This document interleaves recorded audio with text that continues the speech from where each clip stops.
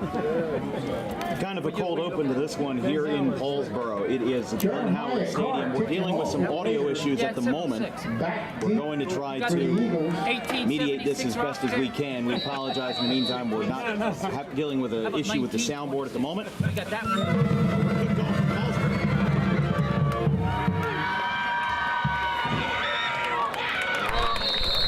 West Deptford will take over 1st and 10 from their own 40-yard line. Tackled by number 6 for the Raiders, Jamal Robinson.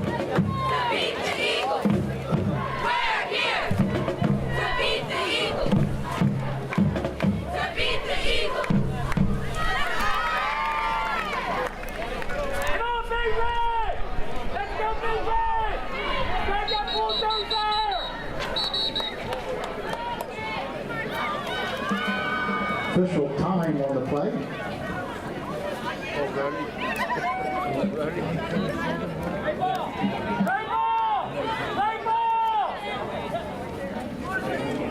A week or so ago, it was 45 minutes and one quarter of the time.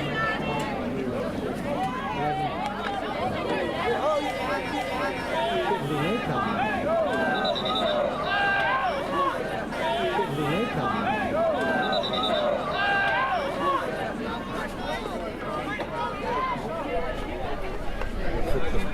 Okay, clock is official now, 11:51.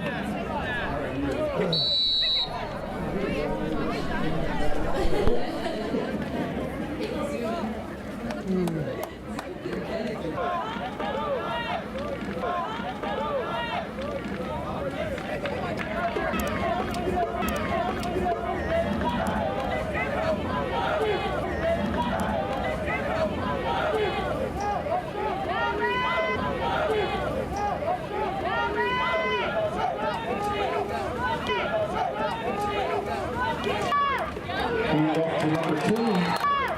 Hand off to number 2. Samir Davis. Samir Davis.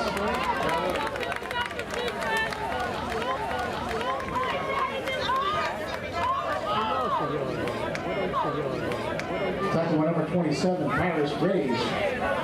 2nd and 10 for the Eagles.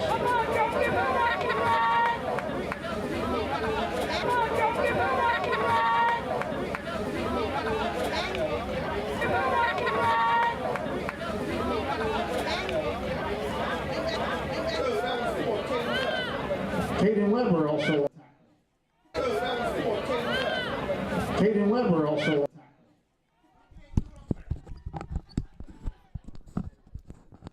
Well, folks, that was a quick fix. I apologize for that. I don't know what happened, but we had issues with our sound equipment. Got a rush up the middle. Number 5 on the carry for West Deptford. Cameron Simpkins. Bring up 3rd and 7 for the Eagles. At their own 43-yard line.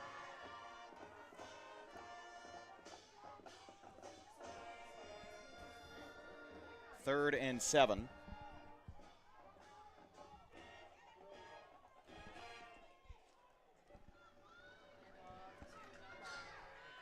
Cook, the quarterback, gets it over the middle. Samir Davis, enough. 10 Eagles at the Red Raider. Working on fixing multiple issues. We had an audio issue, and then we had a, right now dealing with an internet issue as well. Usually, don't often have this problem in Paulsboro, but we will try to fix this as quick as we can. 1st and 10 for the Eagles over the middle.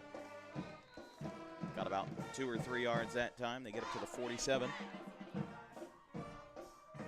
Short pickup on the play, bring up 2nd and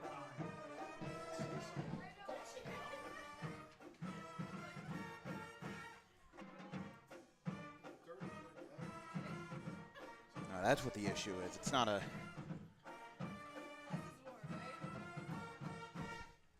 Again, please bear with us.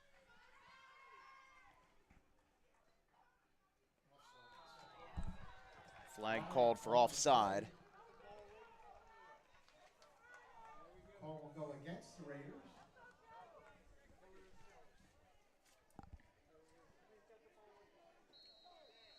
Second and 4 now after the false, after the offside.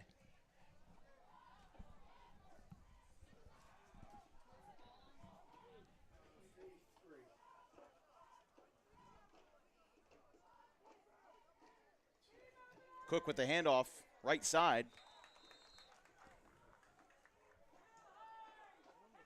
Davis on the carry. It'll be 3rd and short. West Deptford this year 6-1. A 44-32 final.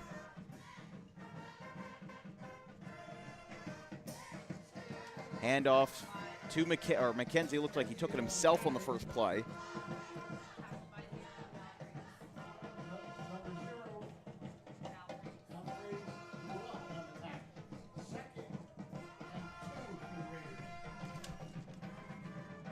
So it'll be 8 yards on the play.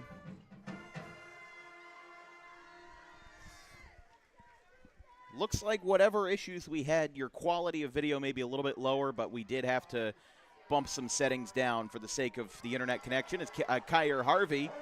Rush over the middle. He's going to get a gain of 12 yards, and it's enough, plenty enough, for a Red Raider first down. So first of all, let's go over some details because we had some issues getting connected. We had some issues with our audio. Everything went wrong. And we can finally introduce some things now. West Deptford 6-1, Paulsboro 7-0. Both teams 4-0 in the Patriot Division. This will decide the Patriot Division in the WJFL. McKenzie's going to let this one fly. Near sideline, over the head, and incomplete, intended for Jeremiah Carr. It's incomplete for 2nd and 10. Again, that shows McKenzie's passing efficiency. Able to get a lot of power under that arm, but was unable to make it work that time with the intended receiver being Carr. But we're about halfway through the first quarter here at Glenn Howard Stadium in Paulsboro. I'm Dan Wilkins. I'm joined by Chase Barnes today. And for this Saturday morning game, again, it felt like everything that went right last night at Kingsway versus Washington Township, an instant thriller. Unfortunately, the technology was against us this morning, but either way. No score. West Deptford's first drive ended with a turnover on downs after returning the ball to about the 30. So again, we apologize for the issues that we had and the issues that we may have throughout the day. Harvey's going to get stopped just in front of the line of scrimmage, gets about 2 yards.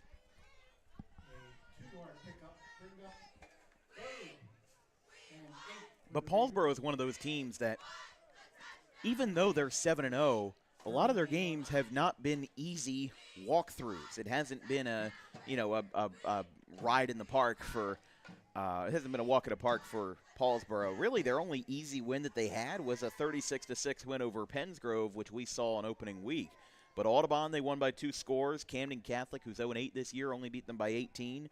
20-point win over Collingswood, 10-point win over Overbrook, beat Shalleck just 6-0 on the road. And then Pennsville 44-32 last week, another game that we saw. McKenzie's going to get wrapped up. West Deptford's defense comes in and makes the stop, led by number 5, Cameron Simpkins. And it'll be 4th and 7. Line to gain is at the 30.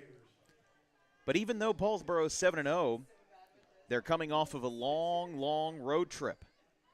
They have not had a home game since Saturday, September the 20th versus Collingswood. They were home to Audubon, which is when they unveiled the new name of the stadium, Glenn Howard Stadium. I mean, there's no better candidate for a stadium declaration than the legendary Glenn Howard, who coached one of the greatest high school players to ever grace South Jersey, Kevin Harvey, who is coaching on the sidelines for Paulsboro. Over 3,000 rushing yards in his high school career and 4 state championships, or 4 sectional championships with the Red Raiders. McKenzie on 4th down, lets it fly, and it's over the head, incomplete. Carr and Sawyer Cabanas were both in the mix, but it's incomplete. Back-to-back turnovers on downs for West Deptford and Paulsboro as they both trade scoreless first drives. 4:59 to play in the first quarter. So West Deptford will take over. They're at their own 35. West Deptford's one loss this year came 2 weeks ago versus Haddonfield, a team that's 5-2 and has done very well this year. They have 2 shutouts to their record, Collingswood and Audubon. They beat Kip Cooper an opening week at the Battle of the Beach, 51-14. Handoff over the middle. Fading towards the right hash. He'll get about 3-4 yards. Let's take a look now at Brady Cobb. Player profile for him, a 66% passer. Doesn't have as much passing yards and only 48 attempts. 2 interceptions, has only thrown 108 passing yards in the last 2 games, including just about 40 passing yards versus Salem. Definitely his best game was versus Collingswood earlier this year, a 48-0 win for the Eagles. They'll close out their season at Overbrook on Friday the 24th.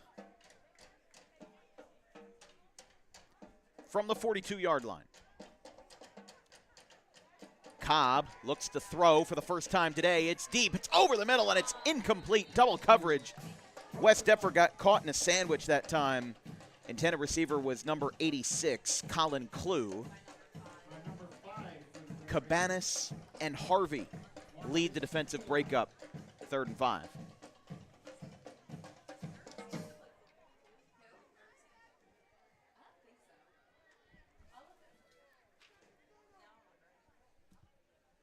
.406 left in the first quarter.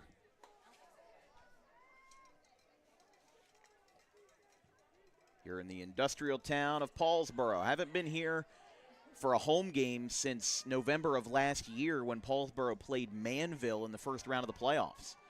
They pitch it back to Paskowicz, spins forward, he's got a first down, he's across midfield.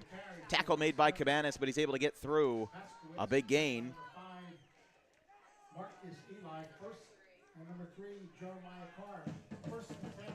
So Marcus Eli picks up the tackle. First down for Brady Cobb, a big gain there for Cobb and for Paskowicz. After both teams traded off turnovers on downs to start the ball game.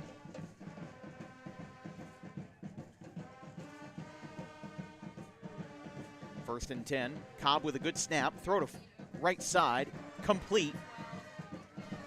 Pass caught by number 12, being Curtis Pearson, the sophomore. Comes down with that one. Gets a gain of 9. It's going to be 2nd and short, lined up at the 37. Shades of Jair Moore from last night in Washington Township, except that one only went for 9 yards and not for 51.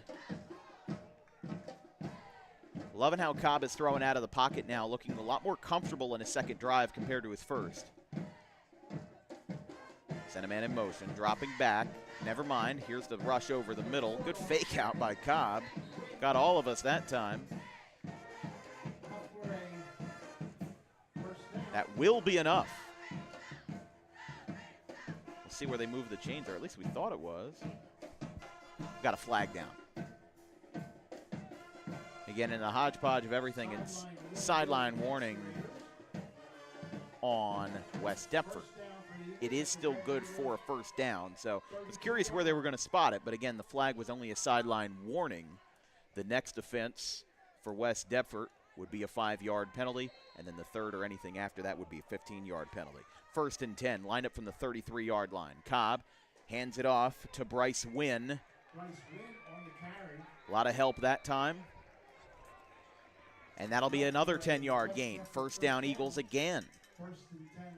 Really liking this rushing attack for West Deptford. Again, Brady Cobb, 681 passing yards, but you look at the rushing trio for West Deptford. Zamir Davis, 85 rushes, 827 yards. Cole Paskowicz, 58 rushes, 635 yards. And then Bryce Wynn with 44 rushes, 374. So they've got 3 rushers with over 300 yards and 2,100 total rushing yards on the season. And that's kind of the epitome of Group 1, Group 2 football. It's not a bad thing. I like a good rushing attack. And Brady Cobb seems to be a guy that when he's under pressure or when the situation calls for it, that he will pass the ball. He has done a pretty good job of that so far this season with his efficiency, 32 for 49, 8 touchdowns, just 2 interceptions. Under 2 minutes left in the first quarter. Handoff over the middle. got to about the 15-yard line. West Deptford solidly in the red zone. And 4 for the Eagles at the Red Raider 15-yard line. 3rd and 4. Lined up at the 15. Line to gain is the 11.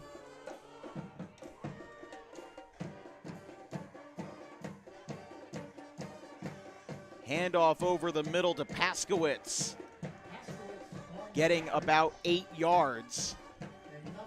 It is plenty good for a first down, and they'll drop the sticks with West Deptford on the doorstep of the first score of the game.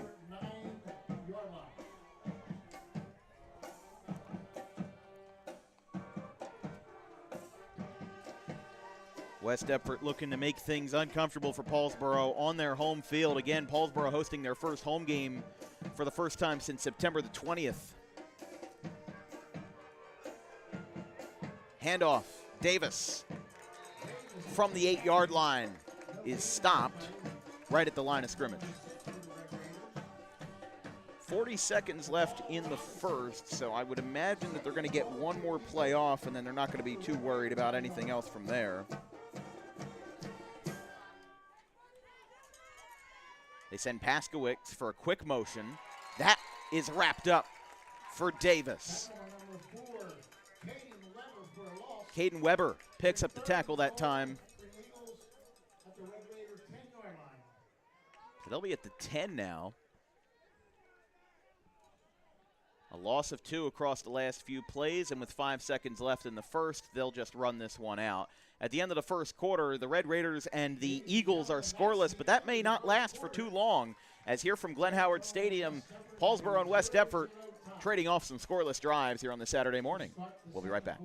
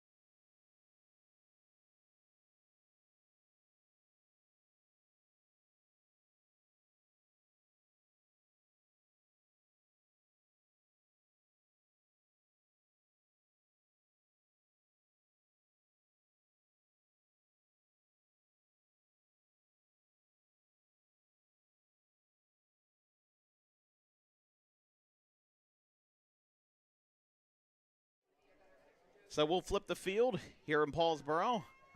West Deptford is going to be at 3rd and goal from the 10-yard line here at the Glenn Howard Stadium in the industrial town of Gloucester County in Paulsboro at Glenn Howard Stadium. This was originally just called the Pete Lamani Sports Complex, and it still is called the Pete Lamani Sports Complex because over on the far side there's the baseball field, the softball field, and the boys and girls soccer field.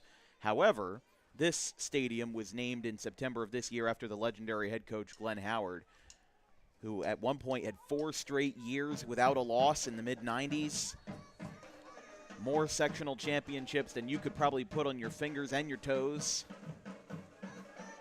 West Deptford might be looking for a pass here. They send a man in motion.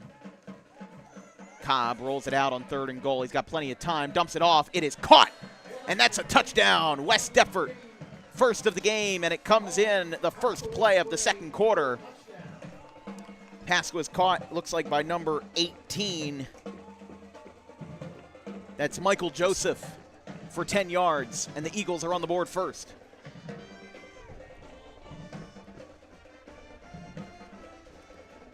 They're going to run this little, I forget what this is called, this play. Some teams just do this on the PAT conversions or on the 2 points. I think it's called the muddle shuffle or something, muffle shuffle. It's muddle huddle. There we go. I was close. They are going to try a PAT because I haven't seen one of those in a long time, at least in a year or so. PAT will be attempted by number 13. The quarterback Brady Cobb will kick. It's up, away, and good. held down by T.J. Cross. And the Eagles lead it 7-0, 11:53 left in the second quarter. We'll stay right here as Paulsboro and West Deptford duking it out on this Saturday morning. Again, first time we've been in Paulsboro since November of last year. Fun thing is you can actually see the planes taking off from Philadelphia Airport. You can see that plane there in ascent from Philadelphia with the Philadelphia Airport nearby. That is pretty neat, if you ask me. But West Deptford leads this one. 10-yard pass from Brady Cobb to Michael Joseph. It's his 9th passing touchdown of the year. Eagles under second-year head coach John Emmel, the former head coach of a Group 1 program in Pennsgrove, left to join West Deptford, and now Mark Macarone is the head coach over at Pennsgrove in his second season. But they've enjoyed some good success, and they've also bolstered some good assistant coaches as well. They just got, last year, they got Wayne Gilliam, the former Camden Catholic head coach. He's now an assistant on the West Deptford staff. West Deptford's really been good at building the brand over the last couple of years. They've built themselves into a very serious program, and it's showing. 6-1 record. This one's a deep kick that's going to roll into the end zone. Jeremiah Carr will not challenge it, and it will be a touchback. So Paulsboro will start their first drive of the second quarter from the 20-yard line. 62 degrees on this Saturday morning in mid-October. We've got another triple header for DWB football next week. Thursday night, Burlington Township at Cinnaminson, 6 o'clock start. And then on Friday, we've got our third annual fan vote game. Viewers like you get to decide where we will go on Friday, October 24th. The 4 options will be Williamstown at Kingsway, Timber Creek at Washington Township, Pennsville at Collingswood, or Pleasantville at Gloucester. Voting will open at 12 noon on Sunday and will run for 24 hours. Harvey on the rush. That one's going to be stopped short. Again, Harvey has been a prolific rusher for this Paulsboro team. 1,470 career yards going into this game, so he's probably going to hit 1,500 today. 16 career rushing touchdowns, 10 last year, and 6 this year. And that's minding you that those 1,500 yards are only in 2 years as a starter. He did get light end-of-game reps in his first underclassmen seasons. But 889 as a junior, 549 and counting as a senior. Harvey gets another carry. That one is also going to be stopped. And a big, big snuff out there. Stopped by number 26, David Shields, the sophomore. Seen a little bit of him in the rushing brigade as well. And it's now going to be 3rd and 11. 2 stops of little to no gain for the Red Raiders, and now a loss of 1 brings us back to the 20-yard line. Closer to the 19. 2 receivers on each side. McKenzie drops back. Line does not hold. Here goes McKenzie, lets it fly. The mobile quarterback. Oh, and a big hit. A massive hit that time. A late flag comes in. Marcus Eli made the catch. West Deptford came in like a bull in a china shop, but we do have a flag in at the far end of the play. He got leveled that time. Wonder if this is a personal foul.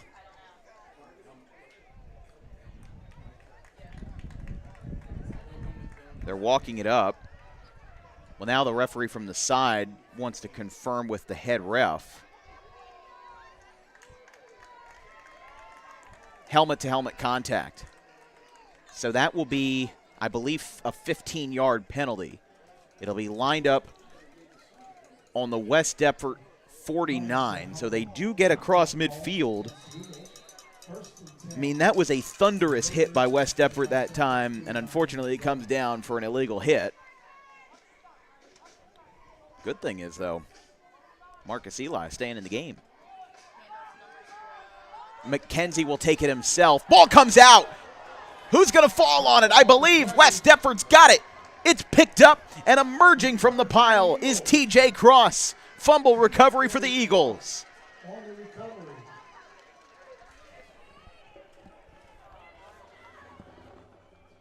That was a big, big hit right there. West Deptford has been physical. They have been unrelenting in this first half, and they now find a way to pick up a fumble recovery. First and 10 for the Eagles with Cobb returning to front and center here with a one-score lead.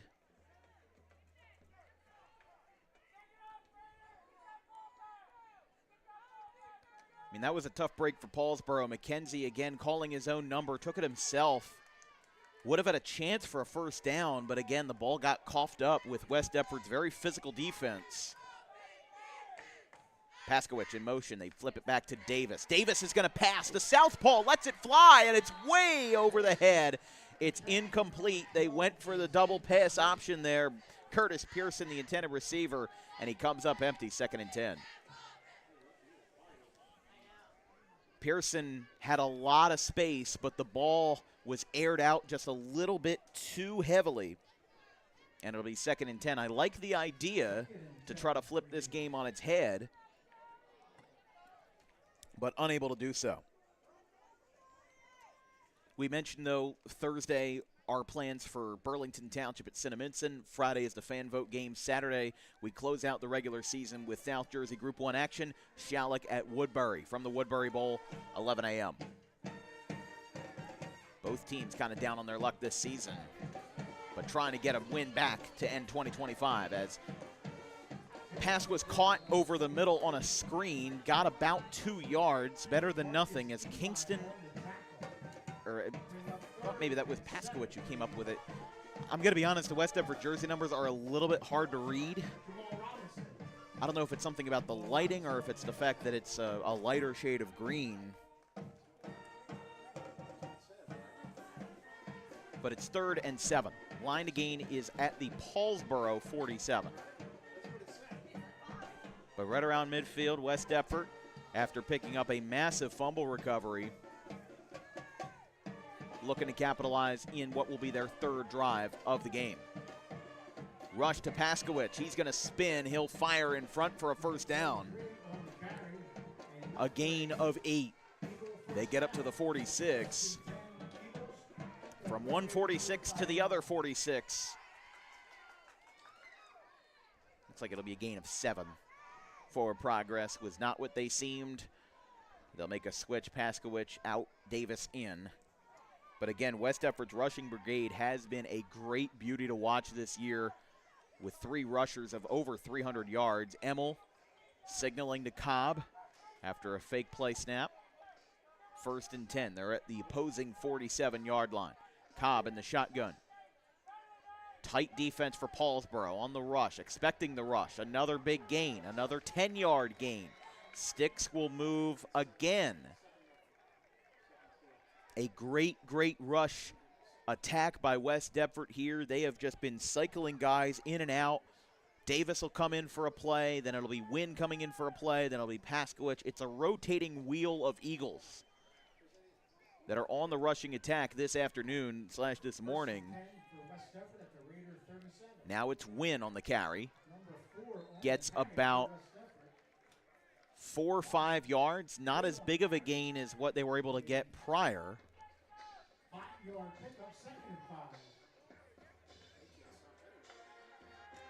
But West Deptford really sticking it to the man on Paulsboro's defense.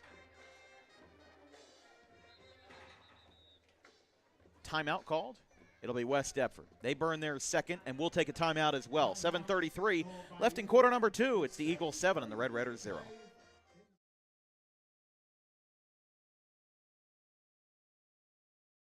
Forgot to eat my sizzly. It's probably cold now.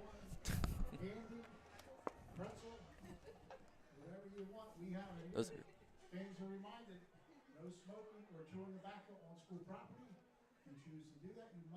West Deptford time, right?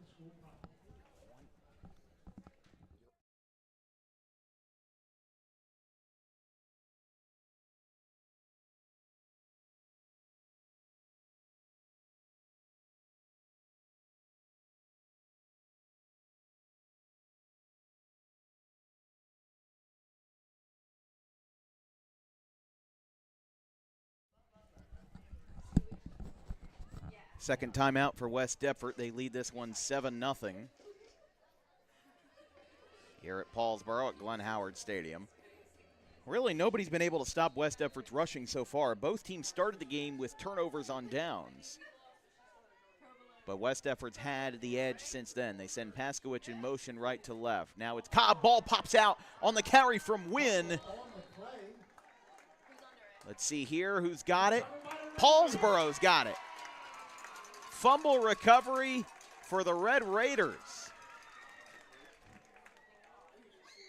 And another big change in momentum shift.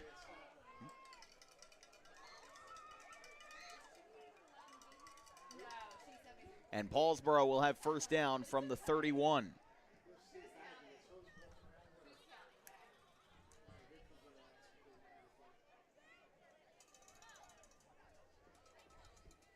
So Malachi McKenzie gets back on the field as West Deptford is denied.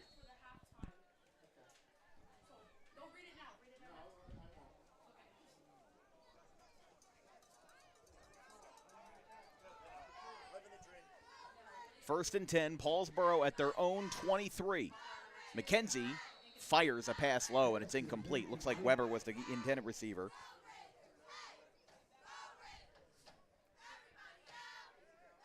Some media cohorts here this morning/afternoon. Tom McGurk from the Courier-Post is here. He was also with us in Washington Township last night. Kevin Minnick's here as well. Can't find him, though. He's somewhere around here.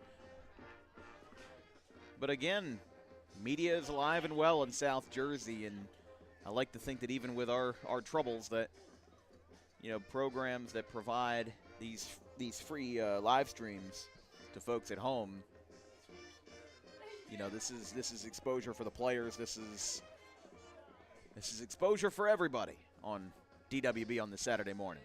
McKenzie's going to let this one fly. This is a high pass, deep and incomplete. Referee was right in front of it. Weber wants a pass interference call, but it's broken up by Cross, who crosses up the Paulsboro defense there. Intended receiver was number 6, being Jamal Robinson.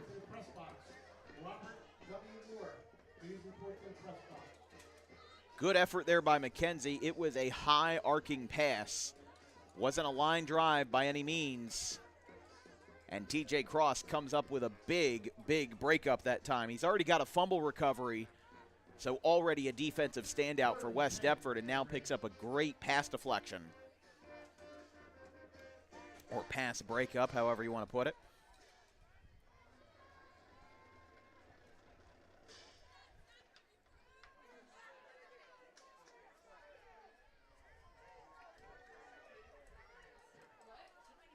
There's Minnick down there of NJ.com. Trips left for Paulsboro, 3rd and 10. McKenzie throws one-handed, couldn't come up with it. Got hit, and there's another flag. I think there might be more helmet-to-helmet contact there, or it could be a defenseless hit. Pass was almost complete to Caden Weber. Almost brought it in with one hand. See what the call is. That's another helmet-to-helmet contact call. That's the second that West Deptford's been hit with. So those illegal hits are really going to be troublesome for West Deptford if this keeps up. I mean, obviously, John Emmel's not going to be happy about it, but it's less about being upset about the officials and more being upset about what your players are doing. I mean, that's the second time where West Deptford's been almost a little bit too physical for their own good. And listen, I love good physical football. I love when things get up to the top echelon when it comes to big hits, when it comes to big slams. Now another flag comes in from the head ref. I think like it's going to be on the coach. Yeah, I think this is going to be on West Deptford's John Emmel. They've already been hit with a sideline warning, and it's going to be on West Deptford. So that should be a 5-yard penalty because it's the second infraction. West Deptford already got hit with a sideline warning earlier in the first quarter.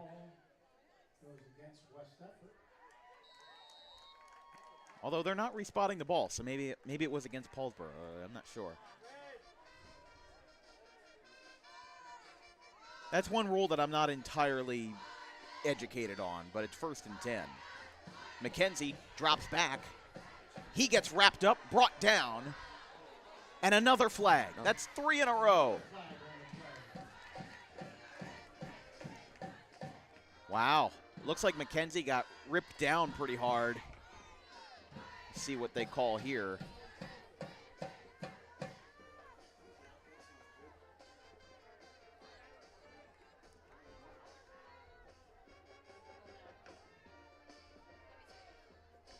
Face mask on West Deptford, on Paulsboro. The penalty is declined. I'm surprised there. I thought maybe West Deptford was going to get another call against them, but this time Paulsboro gets tagged with one with a face mask. 1st and 15. Again, a 5-yard penalty with the offensive face mask.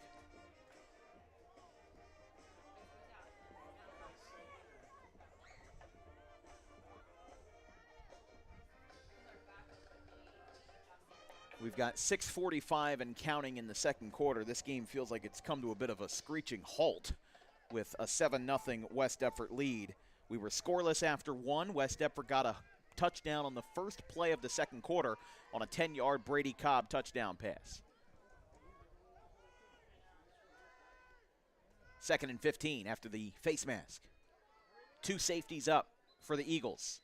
And now Paulsboro and Kevin Harvey call a timeout. 6:22 left. We'll stay right here as West Deptford leads this one over Paulsboro 7-0.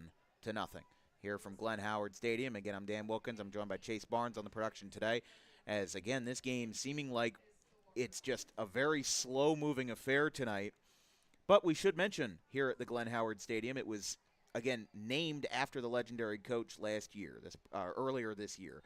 This broadcast is brought to you by our good friends over at Rowan College of South Jersey, the premier community college of New Jersey. Visit rcroadrunners.com for athletic recruitment or rcsj.edu for academic recruitment or academic advising. The next fall term starts in November of 2025 for accelerated courses. That's the Paulsboro Pride sign outside of Glenn Howard Stadium, and already some of the classrooms for today's event put up some big paper signs in the windows, Go Big Red. And again, there's a big small town community here in Paulsboro. And what I mean by a big small town is that, you know, it's very amplified on these Saturdays. This is one of the few stadiums left that still regularly plays on Saturdays. I will always be an apologist for Saturday morning, Saturday afternoon games. I always love it. I always will love it. And I think it's mostly because of the energy that it brings. You know, the Friday night lights, they bring the energy. There's almost like an ambience. There's like a zen to watching a Saturday morning football game, just like you would in college football. You know, there's a lot of community. There's a lot of humility between these two. McKenzie breaks through the O-line, gets tripped up. He'll get up to the 47. A good combination there on the West Deptford defense, but Paulsboro able to break through for 11 yards, and they'll really cut down the distance to the first down. Tackle was made to finish off the play by Devontae King, number 6.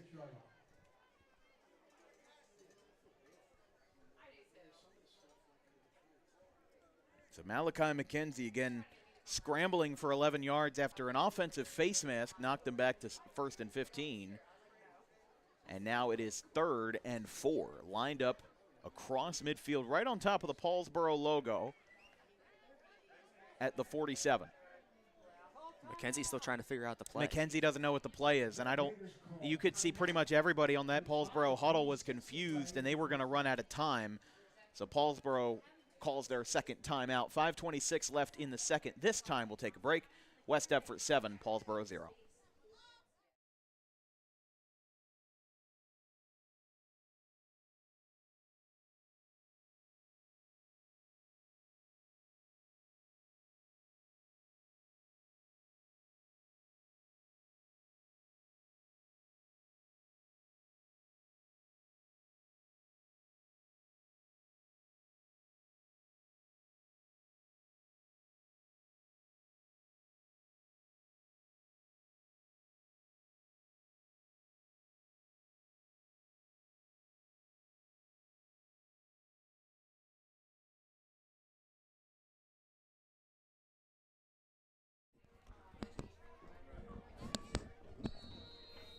West Deptford 7, Paulsboro 0. Here from Glenn Howard Stadium. 1 timeout remaining for Paulsboro. And I believe also 2 remaining for West Deptford. Or 1 remaining, I believe. That one's caught. Jeremiah Carr cuts to the right. He's got room. Up to the 20. Up to the 10. And he's out of bounds inside the 10. First down, Paulsboro. Big break for the Red Raiders, who are now searching for their first gasp of momentum, their first gasp of hope in this first half in what has been a not so ideal game for the Red Raiders so far, facing a group up in West Deptford. They now put themselves, with 5 minutes left in the half, all the way up at 1st and goal from the 9. Raiders looking to tie it. Send Carr for an end around. He gets wrapped up. Big tackle that time by number 9, Colton Sabo.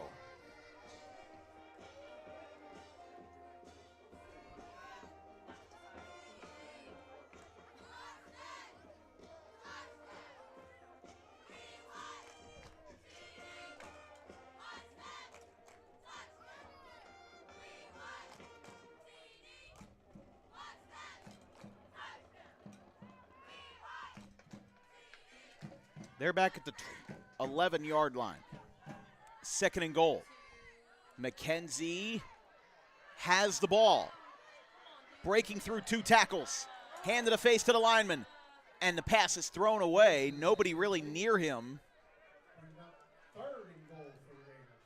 That was definitely. And yeah, there's another flag. John Emmel not happy at all.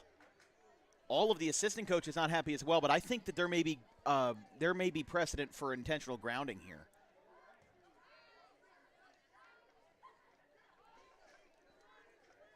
Let's see what the head ref calls. Well, first of all, before they do, they want to make sure they get everything right, because McKenzie threw it away out of desperation, and there really wasn't any receivers near him. So I don't think that I think that this should be intentional grounding. I'm not sure, though. They do call it intentional grounding on Paulsboro. That's the right call. I mean, listen, McKenzie broke 2 tackles that time. He had a really good one-on-one battle there with one of the linemen, number 22, Tyler Sims. But in that situation, you can't just throw the ball where nobody's going to be. You can throw it to the sideline, but in that case, he didn't throw it far enough, because if it lands on the field and there's nobody near him, that can also be grounds for intentional grounding. So this will be a situation you don't see every day. We've got 3rd and goal from the 28-yard line. Oh, boy. There was just no one over there on the left side for McKenzie to get it to. Yeah, there was really nobody over there, and he was in an act of desperation. He wanted to get the ball rid of instead of taking a sack, so I can't blame him. Did a nice job getting away from 2 guys, stiff arm 1. But it cost him. Yep, on that intentional grounding. They dump it off. Pass is complete. Looks like Caden Weber or Marcus Eli comes down with it. 4th and goal now from the 20. But here's the thing: this is a Group 1 environment. He can't kick a field goal. Last night we were I guess you could say privileged to have the 2 kickers in Zach Burlingame and Luke Sheets for Washington Township. Luke Sheets hit a 38-yard field goal. You're not going to see that here tonight. You're not going to see that here. You're not going to see any field goals unless Brady Cobb wants to get one from short range. But still, 20 yards is too far out, but it's also too close to punt. So you kind of have to put your bodies on the line for this play. There's no first down to gain. The only one to gain is the end zone to tie this one up in a low-scoring affair here in Paulsboro on this Saturday morning. Harvey to the left, trips left. McKenzie breaking through the line. He's got a man. It's too far, and it's a turnover on downs. Marcus Eli, the intended receiver, and Paulsboro comes up empty here in the 2nd quarter with another turnover on downs, and that drive was changed drastically by an intentional grounding penalty against Malachi McKenzie, and West Deptford will have first down from their own 20-yard line. Paulsboro had so much momentum on their side. They were right near the goal line, and just the intentional grounding pushed them way back and forces a turnover on downs. Yeah, if that intentional grounding doesn't happen, Paulsboro scores and they tie the game. You know, or they try to go for 2 and they try to take an 8-7 lead. But the thing is, in this situation, is that I can kind of understand where Mackenzie's coming from, because you're not thinking about intentional grounding when you're thinking about getting rid of the ball and avoiding a sack or an interception. You want to get rid of the ball. So I can't blame him for that. I can't blame him for thinking in that way. But at the end of the day, the rules are the rules, and that's how it was called. Gain of 1 on the rush by Paskowicz that time. Stay tuned for the Dan Wilkins Broadcasting halftime program, the Archives program, which is where we show you from the 4 years of Dan Wilkins Broadcasting the best of the best from our highlight reels, the best walk-off hits, the best game-winning shots, the best celebrations, and everything in between, all on our DWB Archives show for about 15 minutes at halftime.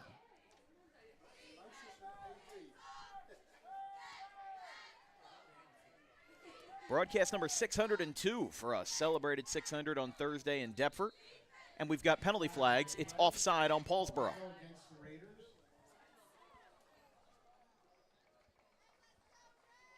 If you're just joining us, 7-0 West Deptford after a scoreless first quarter. West Deptford took a quick lead on the first play of the second quarter with a 10-yard Brady Cobb pass to Cole Paskowicz. 2nd and 4 now. Line to gain is at the 30.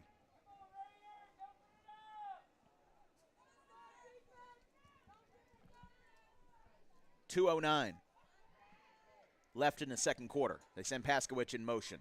Cobb drops back. 2-minute drill. Here comes the pass over the middle. It is incomplete. A little bit of contact there. Kyer Harvey on the defensive coverage. He breaks it up.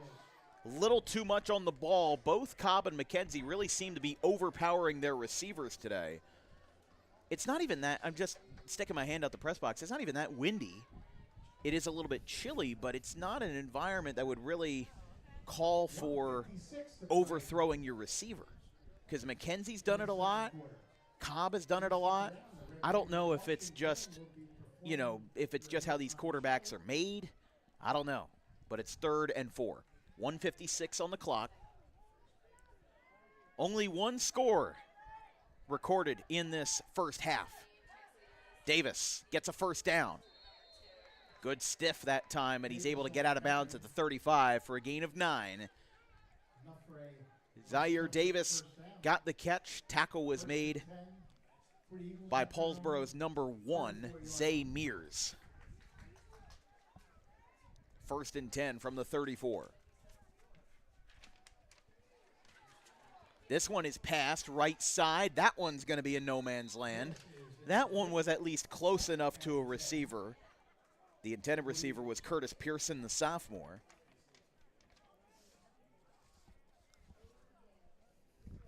Both of these head coaches in their 2nd and 3rd years, respectively, with their programs. Kevin Harvey took over for the retiring Glenn Howard in 2023.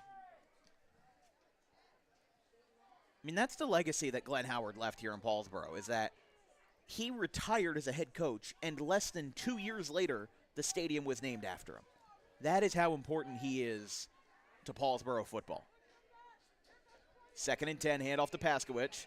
Over the left side, he spins. He's able to stay on his feet. He's still moving forward. He's still barreling forward, and it's a 16-yard first down. Tackle made by number 55, Chris Neff. I think that was Chris Neff on the tackle. Hold on here. Time called. Looks like we have a penalty flag. Can't tell where this one is going. 121. 121 should be on the clock. 128. I'm sorry. Okay, so they're resetting the game clock. They're adding 13 seconds. And now they're going to reset. 1st and 10. West Deptford looking for a last stand from the 47.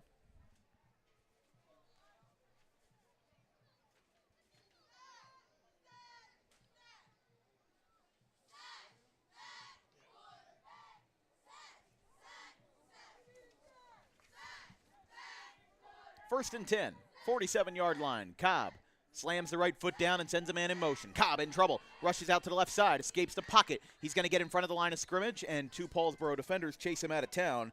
Calvin Wilkinson Jr. and Frank Daminger on the pass rush that time. There's going to be a loss of 2, but they are able to avoid a sack or any substantial yardage loss, and they do stop the clock with 57 seconds left with Cobb racing out of bounds.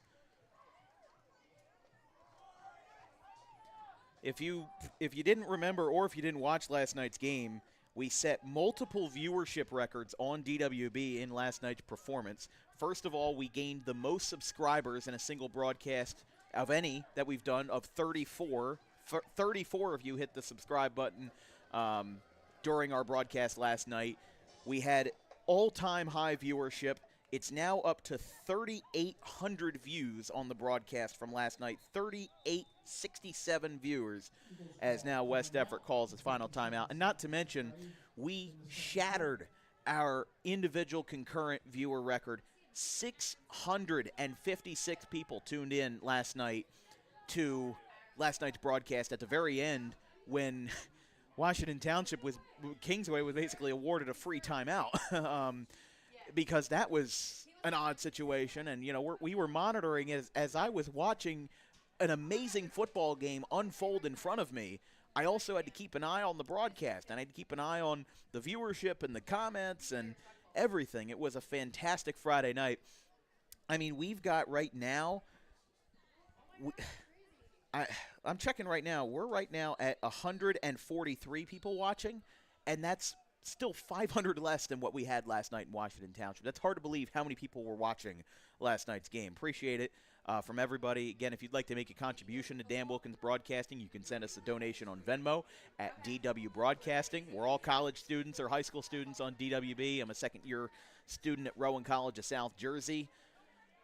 Anything helps for college funds, equipment expenses, travel costs. Think about it. We were at Deptford last night, or 2 nights ago. We were at Washington Township. Now we're at Paulsboro. What do we have next week? We have Pensauken, Cinnaminson, and then our fan vote game, and then we're back to Woodbury. So we're going all over the place here in South Jersey, and it would definitely be incredibly appreciated if you're able to make a contribution.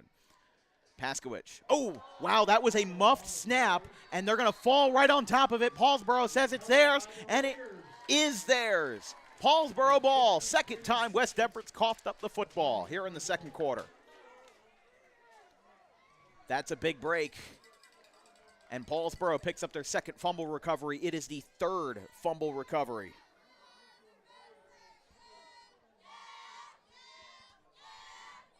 But it's first and 10 from the 50. It's the Paulsboro band getting ready for halftime performance. The Paulsboro cheerleaders playing on. We've got 53 seconds left with Paulsboro looking to get a 1-minute drill to tie the game. The last couple of times we've been at Paulsboro, there's been some low-scoring affairs. We saw Paulsboro on opening weekend last year. It was 12-7 over Pennsgrove. And then we saw them in the last game of the 2023 season. It was 14-7 over Audubon. Group 1 football can bring some really interesting matchups to the table. Here is McKenzie. He's got room. He's got a first down. He slides. He got hit in the middle of his slide. Paulsboro wants a flag, and it's not being thrown. Everybody on the Paulsboro sideline is not happy as the QB got hit as he was sliding. You cannot do that, and instead it doesn't get called. First down from the 25. Now the referees are talking this one over. I mean, you saw pretty much everybody on the Paulsboro sideline. Even I said that should have been a flag for hitting the QB mid-slide. West Deptford's been playing a very physical game tonight. They've already been called twice for sideline warnings.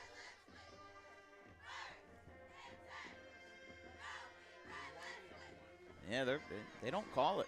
That's shocking. And again, I'm a neutral observer of the game. You know, I'm not being paid by either side to do this. I'm not in favor of one team over the other. Some people think sometimes that I have a bias or a favorability towards one team. I don't. I've covered 125 different high schools in South and Central Jersey. There's no favoritism here. I just try to call it like it is. McKenzie over the middle. It's intercepted Oh! I couldn't tell if it was intercepted or if it was dropped. It looks like West Deptford hung on to it. It was picked off in the end zone.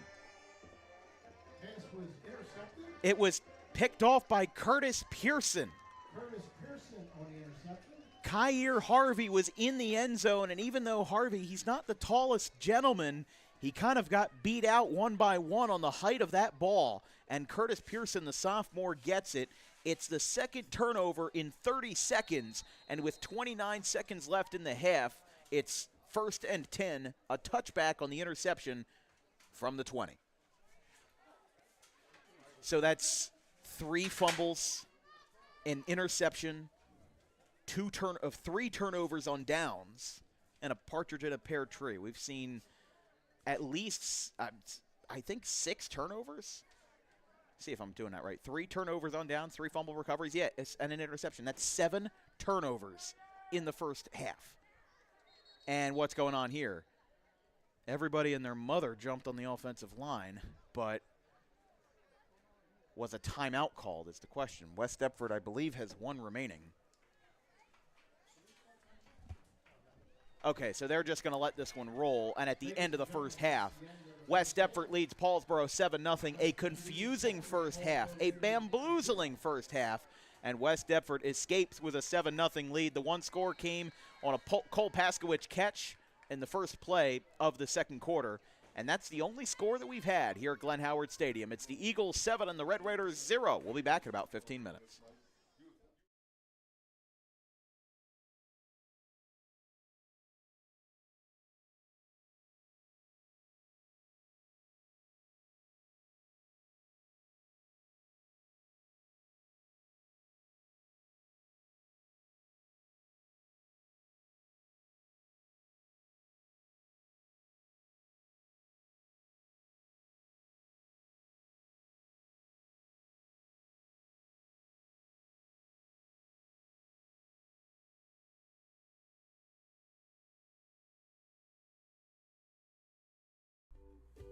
In life, the road ahead is full of possibilities, but to navigate it safely, you need the right skills. Harper Driving School is the premier driving school serving Gloucester, Salem, and Camden counties. With experienced instructors, many of whom are teachers in local schools, we are dedicated to your success and will help you master the road with confidence. With an over 95% success rate of students passing their road test on their first try, you know your student will be in good hands while embarking on a huge step of their young adult lives, all while avoiding the lines at the DMV and getting insurance discounts. We chose Harper, and so should you.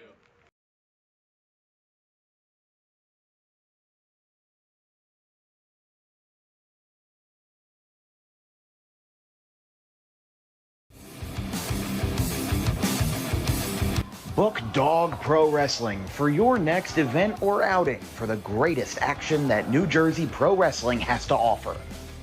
Any place, any time, any setting, Dog Pro Wrestling will bring the action to you, and you won't want to miss it for moments like this.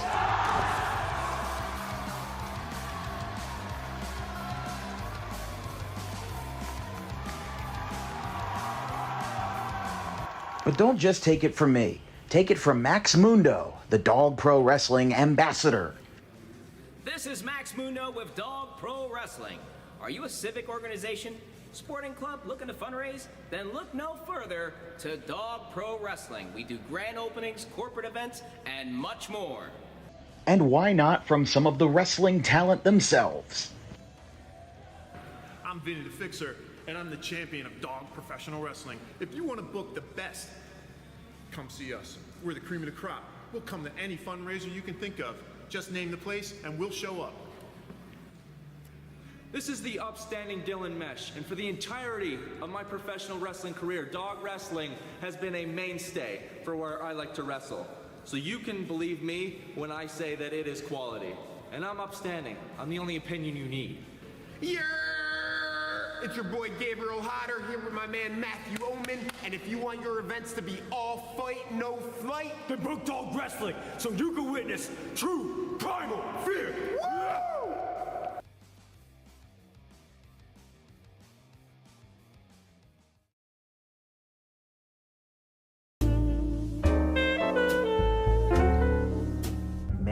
Mental Health Awareness Month. It is the responsibility of all of us to make sure that our friends, family, and anybody who we hold dear in our lives is feeling well. The problem with spotting mental health issues is that the symptoms aren't that obvious. Just because someone is okay or appears okay on the outside doesn't mean that they're okay on the inside.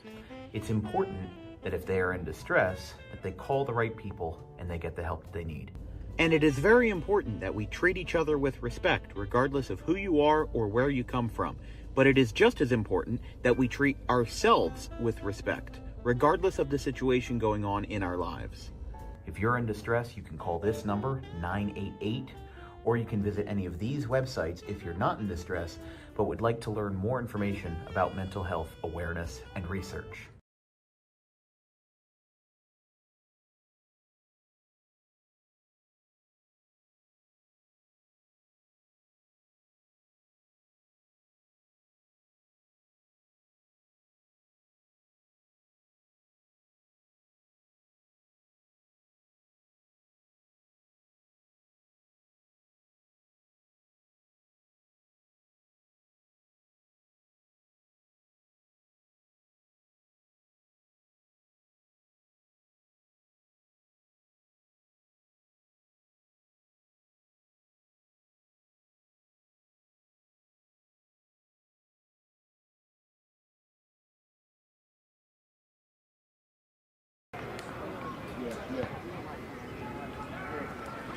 Jack Mastero, 2 for 3 with a strikeout, a double, and a single. Looking to play hero. He's going to line this one into right center field, and that's going to drop. That's going to do it if they don't get a throw down. Mastero's going to second, and Danza's coming home. Sectional champions, Gloucester Catholic. They do it in a walk-off fashion as GC with Mastero playing hero. An unbelievable.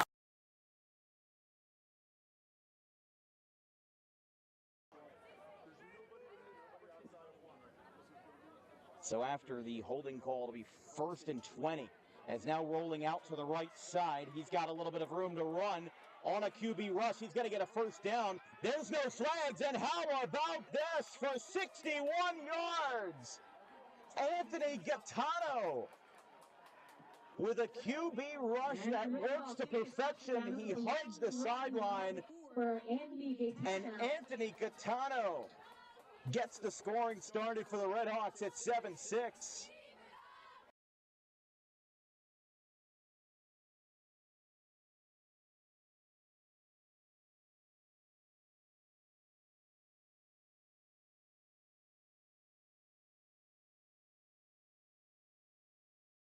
Up, you know, he's, again, one time leaving the bases loaded is frustrating enough. Doing it twice in a row. Oh, how about this? Line drive. They're going to, no, he's throwing it around the infield. They're going to throw him out at first. He's out. I have never seen that before. That is a 5-4-3 ground out because the third baseman thought he caught it. The home plate umpire said no, so he threw it around the infield and then got the out at first anyway because the batter thought he was out. The batter stopped. The third baseman thought Everybody he caught stopped. it, and it touched. Ugly to end the day for Luke Pokrovsky. A little pop-up, first base side, he calls for it, and for the first time in 33 years, the Charlotte Cougars will hoist the trophy and face Middlesex on Monday. 4-3, Cougars win it. And in the battle of green and gold, the trophy stays true with the visitors. What a finish! And Shalleck will pack their bags for Middlesex and the Blue Jays when the weekend turns around to Monday.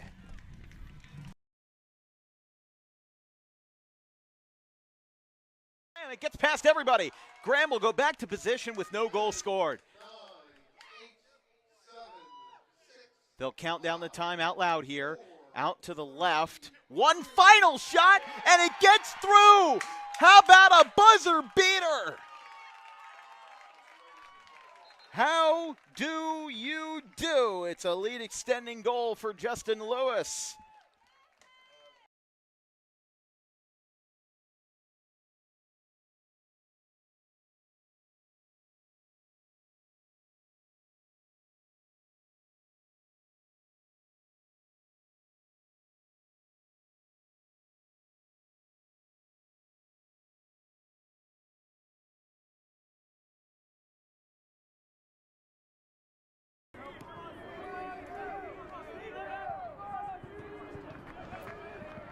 Ryan Nutley, who has 3 RBIs so far, is up on deck as here's a fly ball at the center field, going back to the wall. It is gone! 3-run home run, Steve Schaefer. He rockets one out, and it's 9-2.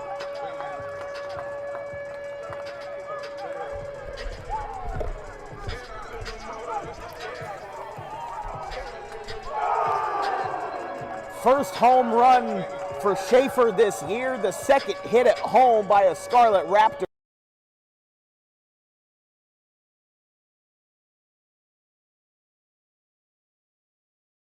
Two minutes remaining. 4 fouls on St. Joe's. One more and it's a bonus, which would greatly help Gloucester Catholic. The moving green guard! It's a 1-point game just like that! This place is going nuts!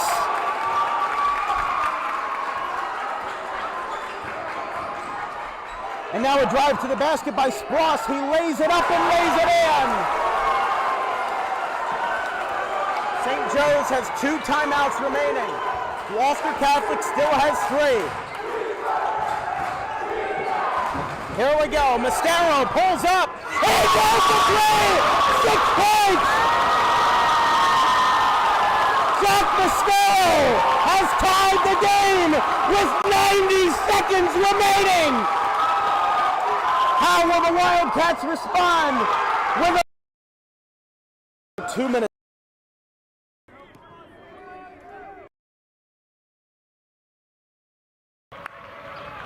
1-0 Red Bank.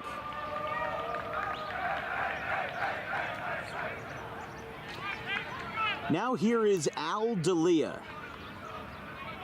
The man they used to call Big Al has now slimmed down, and he still hits dingers.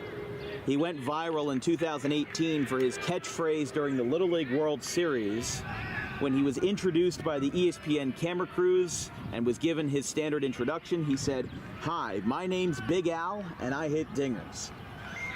And that sentiment still holds true today. He had his first career high school home run versus Rumson Fairhaven in their opening game of the campaign last week. There's a swing and a miss, 0-2.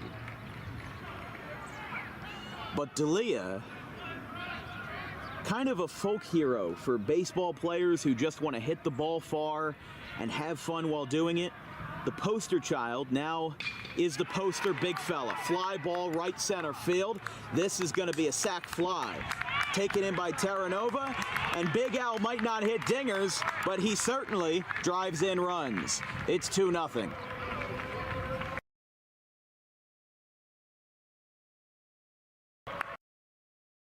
He's donning the number 34 and the shortstop for this one. First pitch. There's a line drive into center field. That one is going to drop it. It's going to go to the outfield wall. 1 run will score. Spence is going to make a huge arc around third. She will score to make it 3-0. And here comes the runner to score. It's an inside the park home run for Ella Hayes to make it a 4-0 game. A 3-run inside the Parker to the 2.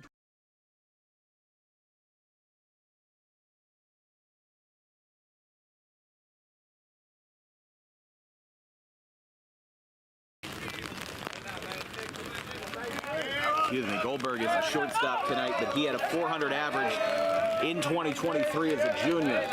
A homer in each of his sophomore and junior campaigns, 331 career mark and a 430 career slugging percentage. And speaking of home runs, there's a fly ball to left, and it's gone! Devin Goldberg answers on opening day with a first pitch rocket to left, and it's 1-0 Bridgewater. We were just talking about the long ball, and he stomps on the plate, mobbed at home, and Goldberg, the leadoff man, with a swing of gold. It's 1-0.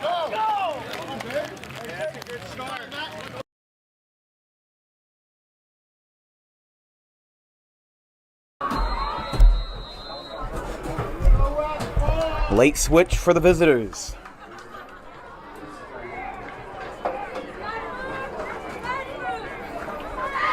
Again, inside their 5. Oh, they're going to pitch this one back for the flea flicker. Touchdown, West! Oh, my goodness! Taking inspiration from Nick Foles and Trey Burton. I think they just pulled off the Philly special. That is the greatest touchdown I have ever seen. Well, maybe not the greatest touchdown I've ever seen. Maybe that's stretching a little bit, but one of the greatest touchdowns we've seen in a long time. And it's a tie game.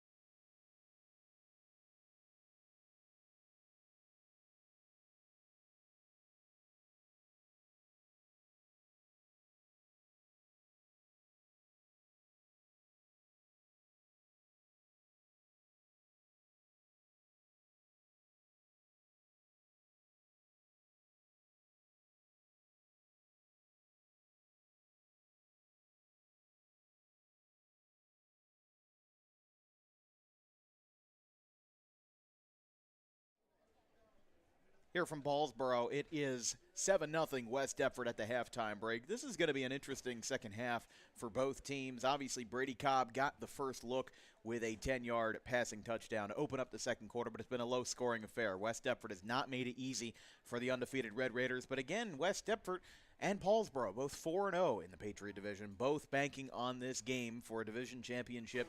And I'll tell you this, I mean, Paulsboro's got a little bit of playoff implications in it as well. Right now, the number 1 seed in South Jersey Group 1 is Glassboro. I don't think that's going to change. I mean, we're back in 1998 again. The number 2 seeds are Glassboro and Paulsboro all over again. But also, West Deptford wants to get a nice bump as well.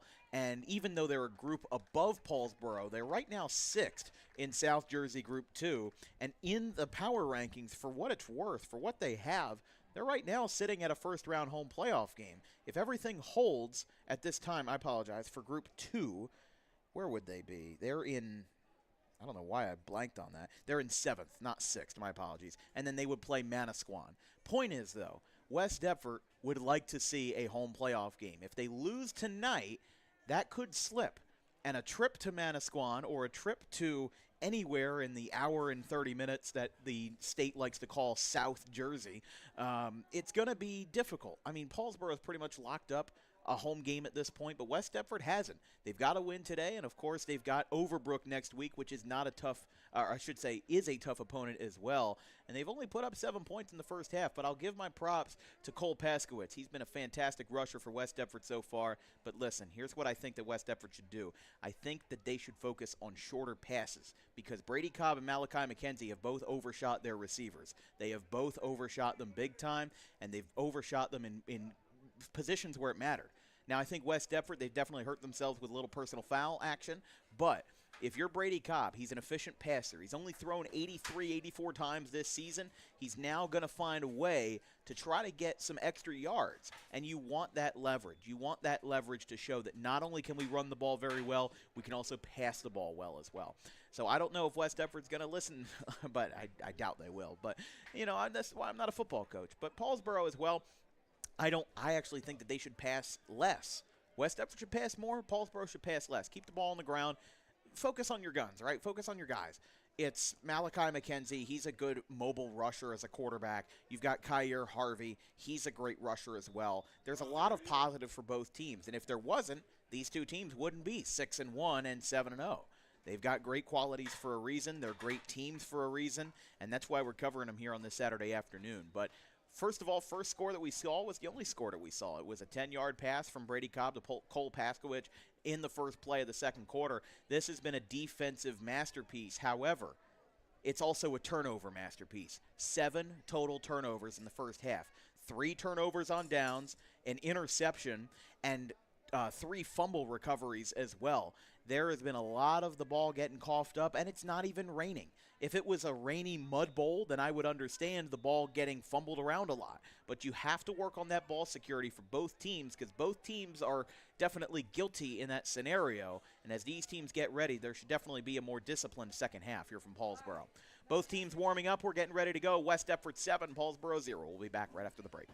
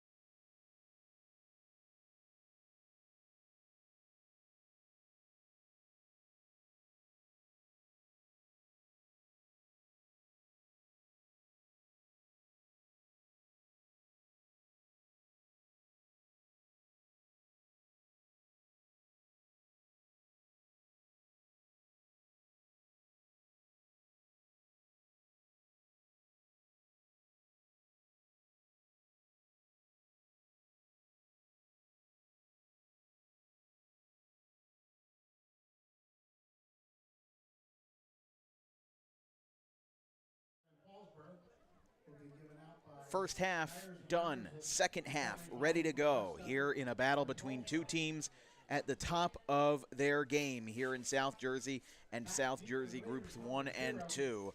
As West Deptford again 7th in South Jersey Group 2, Paulsboro 2nd in South Jersey Group 1. Would definitely be a big PowerPoint boost or OSI boost, whatever, for Paulsboro. I don't think anybody's going to catch Glassboro, but Paulsboro would definitely like to at least give it a shot. Here's the opening kick of the second half from Brady Cobb for West Deptford, the quarterback and place kicker. This will be returned by Jeremiah Carr. He'll rush this one. He'll get hit, and now he'll stay on his feet. He'll get taken to the ground, a late hit or a late slide, and he is out of bounds at around the 35, and that's where we begin the action in the second half. Tackle made by West Deptford that time, number 0, Al Dayrell.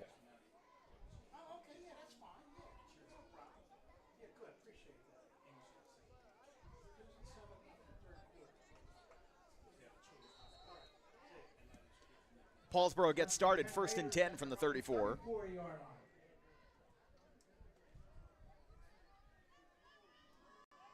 Again, just going over the OSI for South Jersey Group 2 for West Deptford.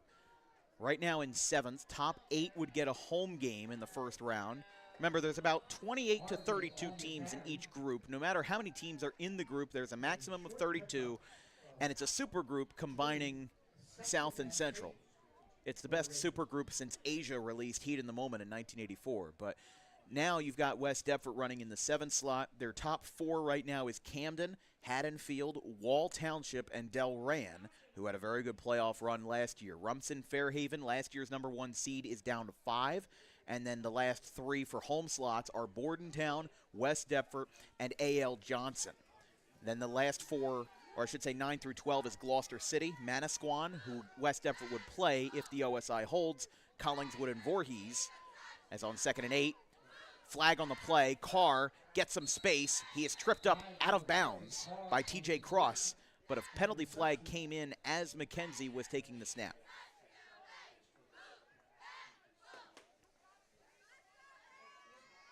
Five-yard penalty for a false start or illegal motion, something like that. Because, again, if it was a false start, they would not allow the play to continue. 5-yard penalty to make it 2nd and long. So, again, 12 is Voorhees, but not the Voorhees that we think of. That's the Voorhees Vikings of the Skyland Conference up in Hunterdon County, for those not aware. 13 through 16, the last 4 teams in are Camden Eastside, Lower Cape May, Overbrook, and Spotswood. And then the first 4 out in Group 2, Point Pleasant Borough, Willingboro, Governor Livingston, and Raritan. The Raritan Rockets over in Central Jersey.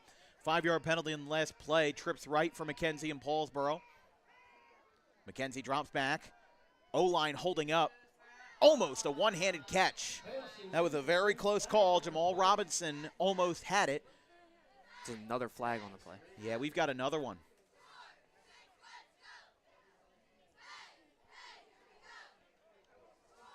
Ineligible man downfield on Paulsboro. Penalties declined, early 3rd down. So somebody must have been too far ahead for what it's worth. And then again, top 4 in South Jersey Group 1. It's like it's 1998 all over again. Glassboro and Paulsboro 1 and 2. Burlington City and Shore Regional in 3 and 4. 5 through 8 is Riverside, Point Pleasant Beach, Salem, and Manville. Manville is who Paulsboro beat in the first round of the playoffs, 32-9. 9 through 12 is Audubon, Woodbury, Pennsville, and Asbury Park. And then the last 4 are Shallock, Boundbrook, Clayton, and Maple Shade. 3rd and long. McKenzie, again, working with a very strong offensive line. West Deptford unable to break. He pumps forward a couple times, but unable to get a throw off. He is still on his feet. Ball still in hand. He's got a rush. He's going to get ahead of the line of scrimmage. He will dance his way out of bounds to the 35, and he's going to get within 10 yards of a first. And all of that acrobatics and all of those shenanigans only for a gain of maybe, well, he's going to get farther than we thought. He's going to get all the way out at the 42. So that will be 4th and short. We'll see if Paulsboro, down by a score, keeps the offense on the field, and it looks like they will. The interesting scenario for Paulsboro is that Paulsboro closes out the regular season on Saturday, the 25th, versus Clayton.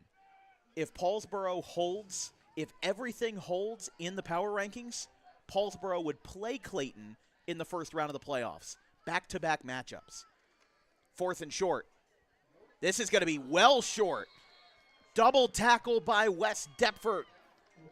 The combination of Michael Joseph and Charles Shriver IV pick up a big turnover on downs. Referees are looking at where forward progress could be applied here.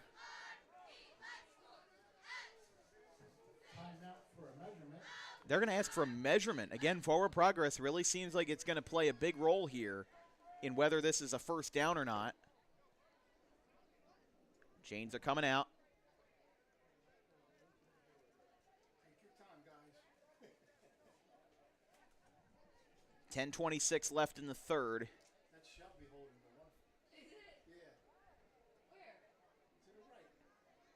Let's see here.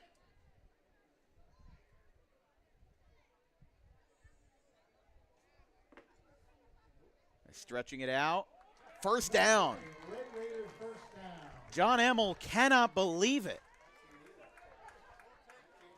I don't blame him, because that looked like it was short, and forward progress really bailed out the Red Raiders that time. I mean, I do not agree with that call. I think that I think that football got pushed up a little bit further than it should have. And John Emmel, upset with his players. I'm sure he's got a bone to pick with some on the field tonight. And he's going to get a first down, Paulsboro, from their own 44. McKenzie in the shotgun. Handoff to Harvey. Barreling. Gain of 3. 2nd and 7. Yeah, I don't agree with that. Just from where it was, I don't really think that had enough. But again, it's where the ball is spotted. And forward progress dictates that. And they were also in a hodgepodge of defensive linemen and offensive linemen. Maybe they did get further than we originally thought. McKenzie, hands off to Harvey. He'll get a couple of yards. Still on his feet. Now the whistles blow, and he's going to be close to a first here. A great laboring effort by Kyer Harvey. And that's going to be a first down for Paulsboro. For the Red Raiders at the West Deptford 47. Across the 50 now at the 46 for West Deptford.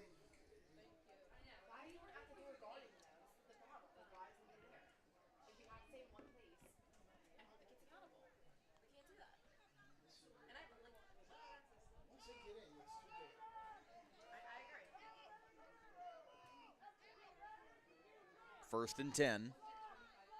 McKenzie drops back. Deep pass. Right side. Incomplete. Great pass breakup that time by West Deptford.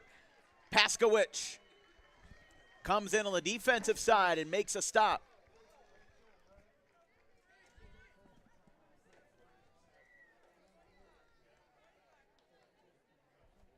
And it's 2nd and 10 on a big breakup that time by the West Deptford defensive back.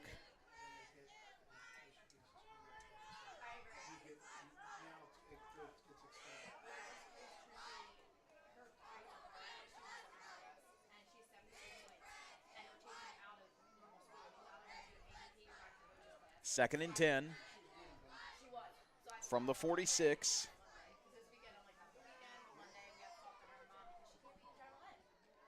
Harvey got a delayed handoff. A great carry that time up to the 38. Probably about 2 yards short. Third and about 3 for the Red Raiders at the Eagle 38-yard line. Line of gain is at the 36.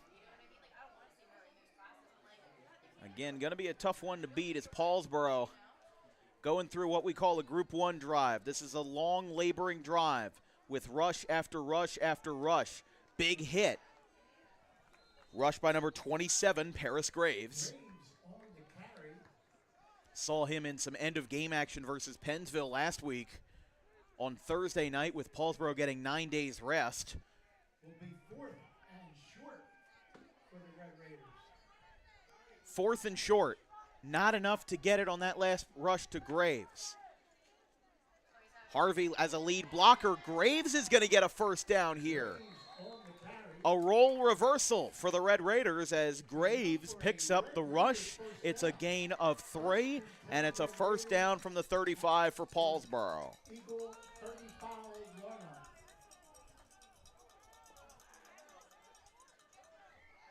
By the way, as we go to first down, just recapping some scores from last night's action in South Jersey. Cinnaminson beat Morristown 42-7. Pennsauken beat Cherry Hill West to improve to 6-2 on the year, 25-7.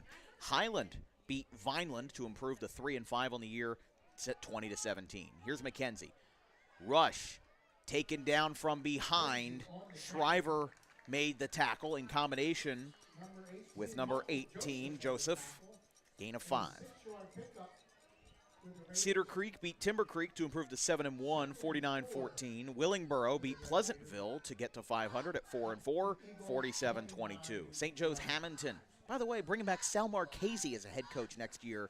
6-1 record. They beat Oakcrest in a thriller, 23-20. Sterling beat Lindenwald for their 7th win of the year, 20-0. Eastern beat Clearview 47-6 to send Clearview to an 0-8 record. Harvey on 2nd and mid-range. He'll get stopped in a hodgepodge of Eagles on the defensive line. It'll be 3rd down.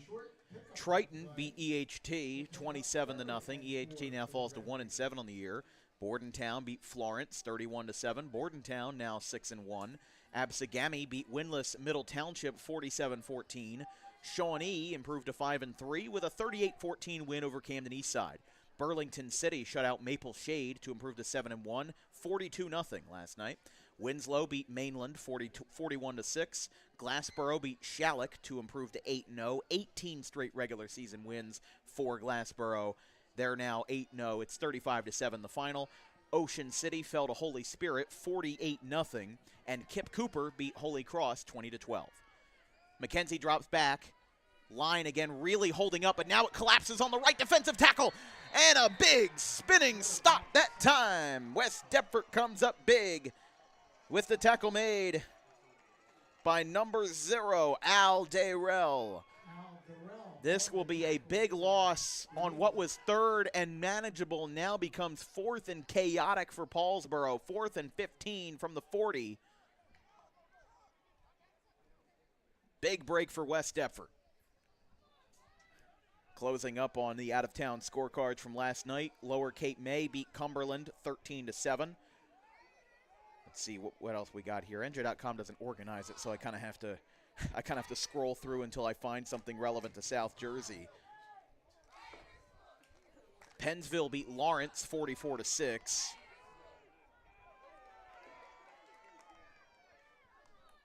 And it'll now be 4th and long. After a big sack, McKenzie sacked for just the 2nd time tonight. McKenzie in trouble from behind. Looks to get rid of it. He's unable. Turnover on downs. Big tackle and a sack by number 62. It's Tyler Sims. That is the 9th turnover of the game. We have seen 9 turnovers on downs.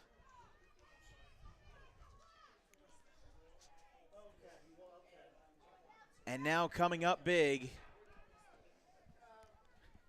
1st and 10. West Deptford back-to-back sacks against Malachi McKenzie. And the Eagles have possession from their own 45. Again, our feature game last night, 39-36, Washington Township over Kingsway.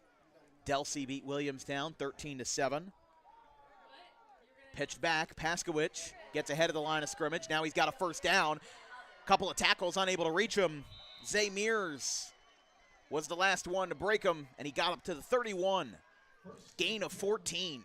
Actually, gain of 19. 1st and 10 for the Eagles.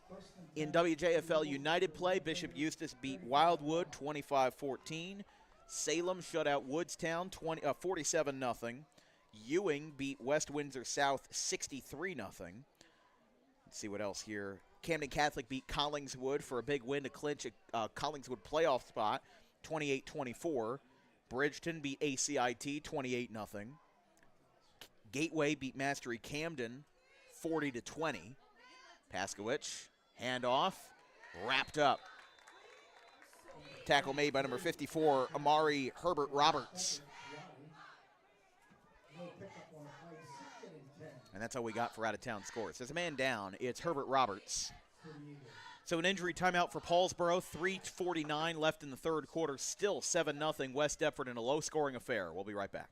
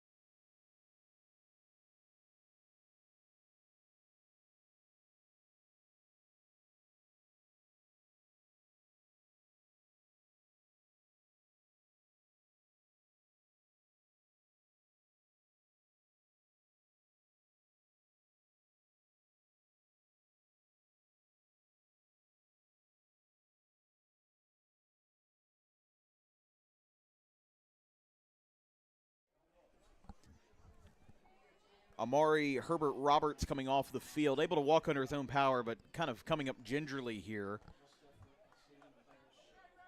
with the assistance from the Paulsboro athletic staff and some of their trainers. It's 2nd and 10, and it's unfortunate because Herbert Roberts had a great defensive stop. However, he then went injured, and he had to be, taken care of. So 2nd and 10. They're at the 35-yard line.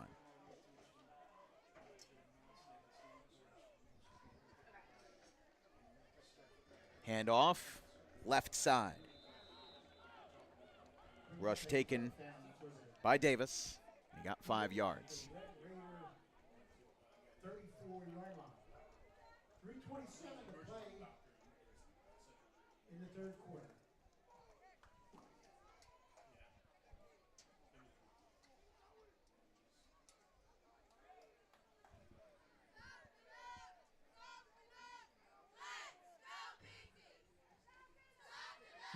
Cobb with a handoff. This is going to be enough for a first down.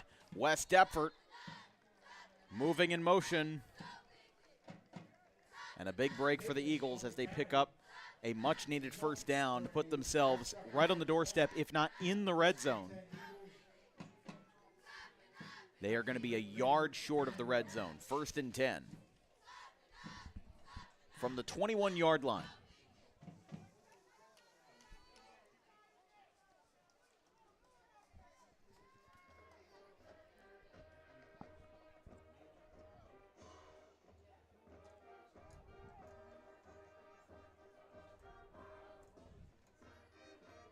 West Deptford's band playing on.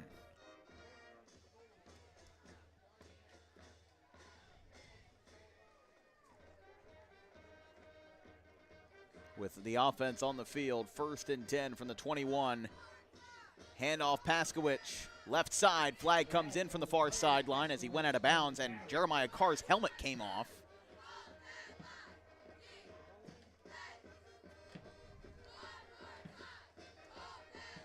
See what this flag's about. Holding on West Deptford. Jeremiah Carr will have to sit out a play, though, as his helmet came loose.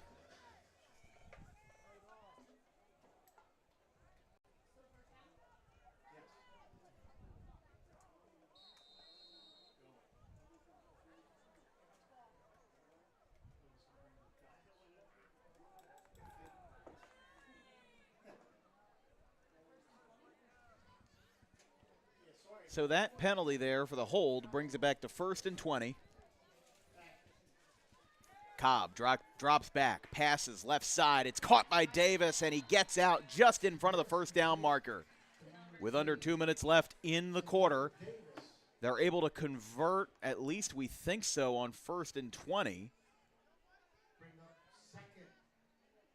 No, they are going to be short this time by about, looks like 3 yards, but still a 17-yard pickup that time for Brady Cobb, rolling it out to the left side.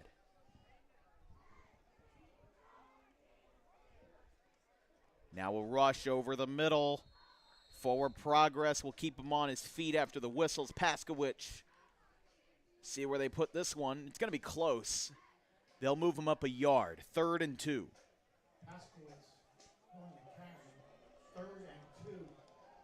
By the way, scoreless after the first quarter in Pensgrove, between Pensgrove and Woodbury.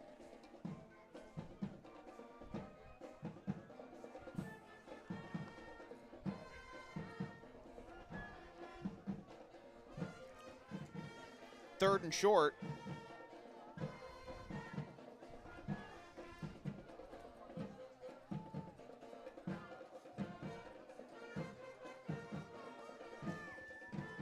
Now another rush. This time should be enough for a first by Cameron Simpkins. See where they spot this one, and yes, it's a first down. West Deptford, they'll drop the sticks. 1st and goal from the 9. Barely enough to get it across. As Cameron Simpkins, who again, not one of the 3 rushers we originally talked about, but he is 4th on that list. 19 rushes, 140 yards going into the game. I mean, again, the only score we've had was a 10-yard Brady Cobb passing touchdown at the first play of the second quarter. Now with 30 seconds left, West Deptford's in the same predicament. First and goal from the 10. Another rush, stopped short, maybe got 2 or 3 yards out of it, and that should be the last play of the third quarter. Paulsboro making a substitution, but they'll have 10 seconds left. That should end the third quarter. Here in Paulsboro, they will walk off to their sidelines, and after 3, no changes from when you last joined us at halftime. It's the Eagles 7 and the Red Raiders 0.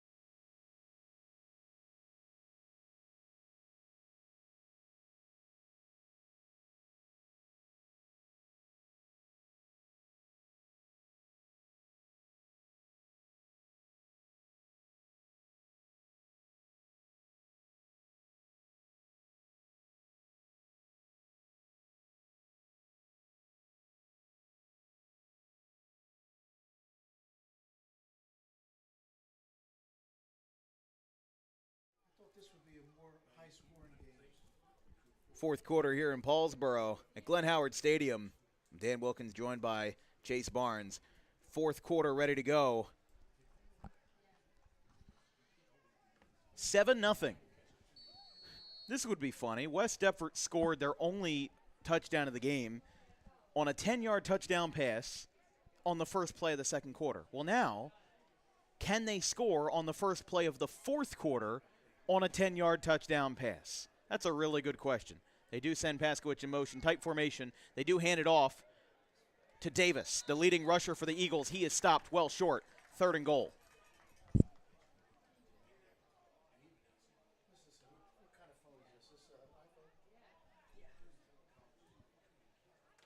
We have a missing iPhone turned into the press box. So if you're missing a phone, please report to the press box. Check your pockets, check your pocketbook. We have a phone up here in the press box. Third and goal from the 8. Paulsboro's field here at Glenn Howard Stadium, donned with breast cancer awareness ribbons here for the month of October. Lots of players on the sidelines and on the field wearing pink. They send Davis in motion on third and goal. Cook rolls out to the right. He's got a man, and it's caught. Touchdown, West Deptford. They extend their lead 2 plays into the fourth quarter. Almost a mirror of what they did in the second. Pass caught by Michael Joseph, the 6'3" junior, for his 8th career receiving touchdown, and the Eagles now lead this one 13-0.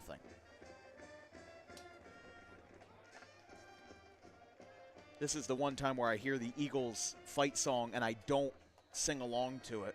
On Sunday I will. Or I think the Eagles play on Sunday. I don't remember. After they lost to the Giants on Thursday, I kind of checked out for a little while. Because the Phillies got eliminated on Thursday night. The Eagles lost to the Giants on Thursday night. And the Flyers lost their season opener that night as well. Kick is good. PAT is up and away for Brady Cobb. And the Eagles lead the Red Raiders 14-0. We'll stay it right here. 11 minutes to go in regulation here from Paulsboro. Man, just thinking big about what this game is about for West Deptford today. You know, the fact that West Deptford came in, again, they're 6-1. Their only loss was to Haddonfield, a very good Haddonfield team in their group and top 2. Right now the 2 seed in South Jersey Group 2. So West Deptford has had a very good schedule with high-quality losses. They're playing the Patriot Division. West Deptford's had more convincing wins. Meanwhile, Paulsboro has had to labor for their success. You know, just looking at the Patriot Division itself, it's one of the largest in the WJFL because it's got 7 teams. Last night we covered Kingsway and Washington Township, which was only their 3rd divisional game for both teams. And they only play in a 5-team division. Meanwhile, in the Patriot, you have 7. Paulsboro, West Deptford, Overbrook, Collingswood, Pennsville, Audubon, and Camden Catholic. And 4 of those teams are over 500. Overbrook and Collingswood, teams that we've covered earlier this year, are 5-2 and 5-3 respectively. Not to mention Pennsville, 4-4. Under 7th-year head coach Matt Healy. But the United Division also has 7. The Royal Division also has 7. The National Division has 7 as well. That seems like that's all they've got.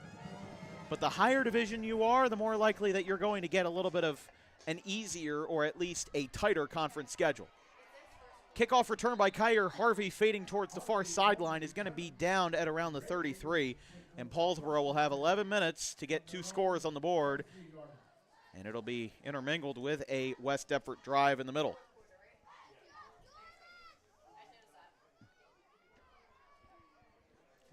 Early in the 4th quarter, Malachi McKenzie, again, an over 1,000-yard passing season for the senior.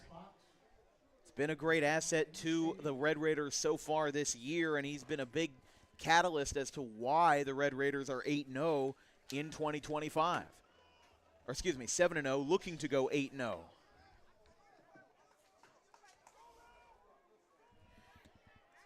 McKenzie takes it himself.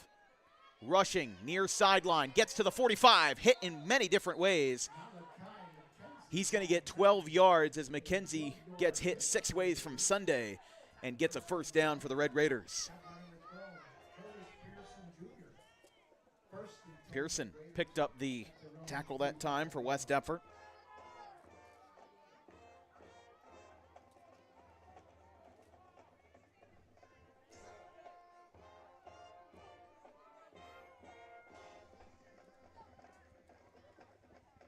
Hand off to Harvey, gets about 5. Second and mid-range. Man down. They're going to whistle it dead here. That's Amari Herbert Roberts. That's the second time that Herbert Roberts has gone down. So they are just 1 yard shy of midfield. Second time that they've attended to him today, but a gain of 4 by Harvey.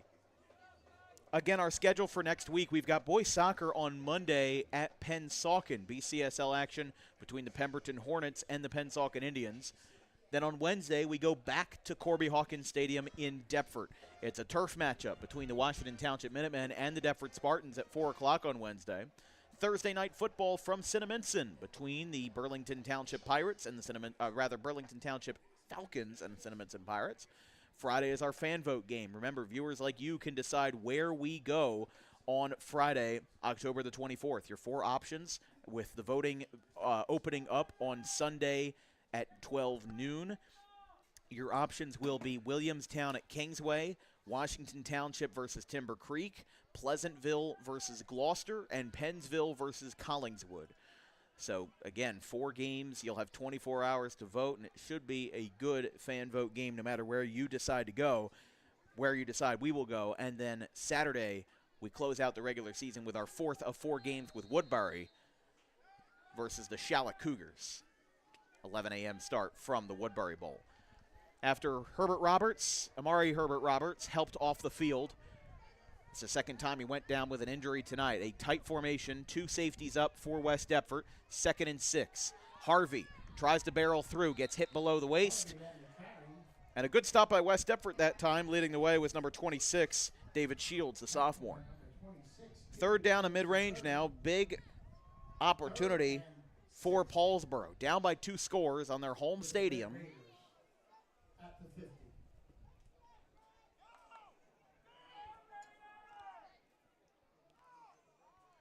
Paulsboro last year 8-3.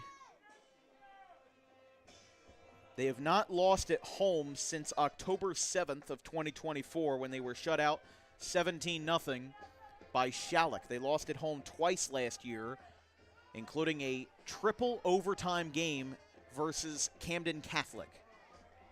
This one is right side. Harvey's got it. First down. Tackles made by Paskowicz and Landon Partey. And Paulsboro gets a first down. They're going to get up to the 30. Looks like the 33-yard line. It's going to be a gain of 18.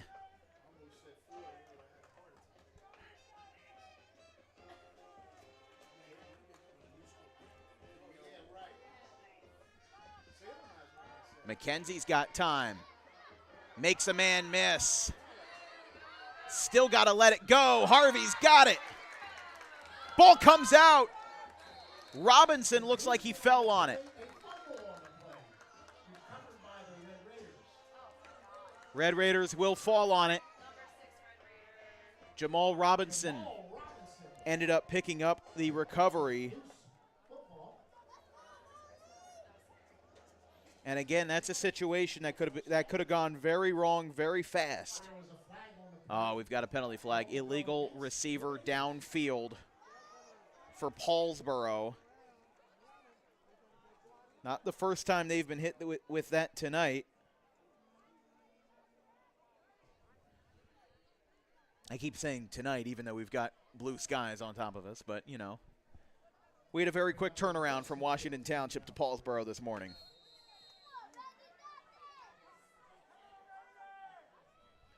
It'll be 1st and 15. So even though Harvey made the catch and Paulsboro was able to salvage a fumble recovery, might be in vain. 1st and 15. McKenzie drops back. Right side. Over the head and tipped off of the West Deptford's defensive back. Might have an interference call coming up here. Zamir Davis with one hand was able to tip the ball away, and a penalty flag is down. Pass interference, West Deptford. Now again, that's 15 yards. That is not, we've explained it before, pass interference in high school is not like it is in the NFL. It is not a spot foul. It's just it's a 15-yard penalty. And because it was 1st and 15, they're going to make it a first down from the 23. So an automatic first for the Red Raiders. West Deptford with one safety up here. Paulsboro looking to get on the board, and flags came in. The pass was dropped, but penalty flags came in. It's a false start. False start on Paulsboro. A lot of costly mistakes on both sides. It's been a rough game. I mean, for two teams that only have one combined loss, Kingsway and Washington Township last night, even with their turnovers, looked a lot more polished. This game, you see a lot of incompletions. We have seen 9 turnovers. Ball security has not been great. There's been interceptions. There's been 4 turnovers on downs. There were 7 turnovers alone in the first half. I mean, it doesn't matter that Paulsboro is 7-0. But going into their next game of the season, their last game of the regular season next week versus Clayton, I don't care that you're the number 2 seed. You just have to bear down a little bit better. McKenzie with a line drive pass. Harvey's got it. Tackled at the near sideline. He is inbounds at the 23. So after the 5-yard penalty, they do get back to square one. It'll be 2nd and actually 11 from the 24. So they got a gain of 4 that time. Was able to salvage some yards.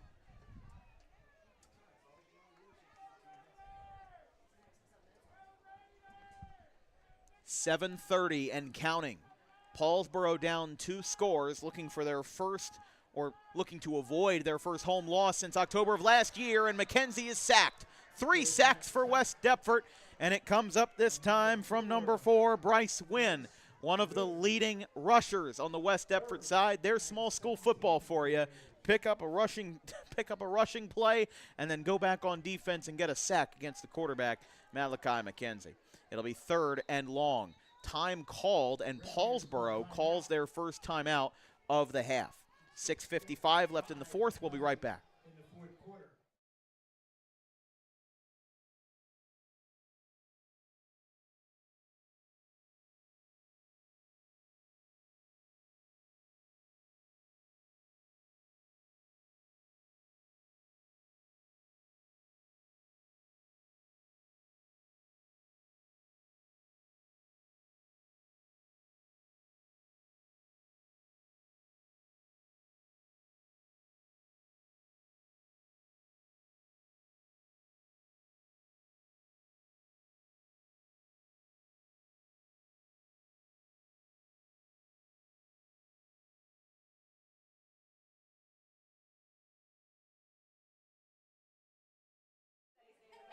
Just behind Glenn Howard Stadium, the industrial refineries of Paulsboro here in Gloucester County.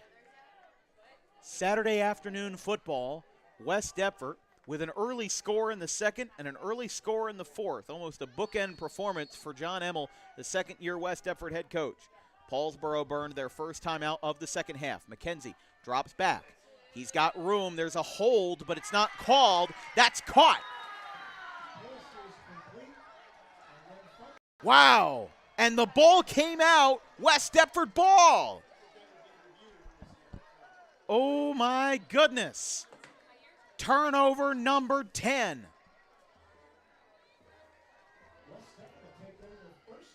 That pass was caught by Jamal Robinson. The ball got coughed up. I think left tackle might have had a hold there, but it wasn't called. Wow, that's a tough pill to swallow. If you're Paulsboro, this would be a huge boost to your power rankings. Even if a Group 1 versus a Group 2 win still matters. And this was a game that ended 18-12 last year in favor of the Red Raiders. Versus a West Deptford team that's had a lot of success. Last year went 5-5. And lost in the first round of the playoffs to Manchester Township on a game-winning field goal. They're inside the 5-yard line, and the first rush of the drive yields 2 yards. 2-yard pickup, 2nd and 8 for the Eagles. They went 5-5 in the previous head coach's last year with the program, and then 3-8 in 2023. That was the last time that we saw West Deptford, actually, was October 26th, 2023, in a 28-14 consolation game loss to Delran.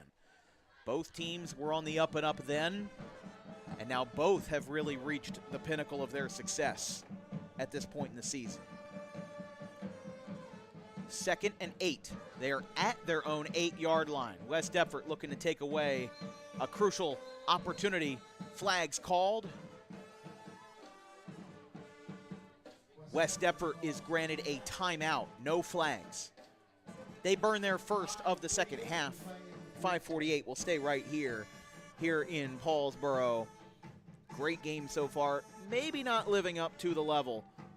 I don't want to be diminishing, but probably not living up to the level of Kingsway Washington Township from last night. I mean, we talk about how these games come to be, how these games are just so good year in and year out.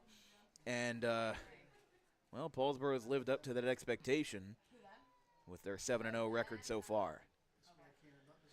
Here from Glenn Howard Stadium, this broadcast is brought to you by Gray Fox Sports, the premier sports photography of South Jersey right in your backyard. Visit grayfoxsports.net for more information and booking, or Gray Fox Sports on Instagram. This broadcast is also brought to you by Harper Driving School.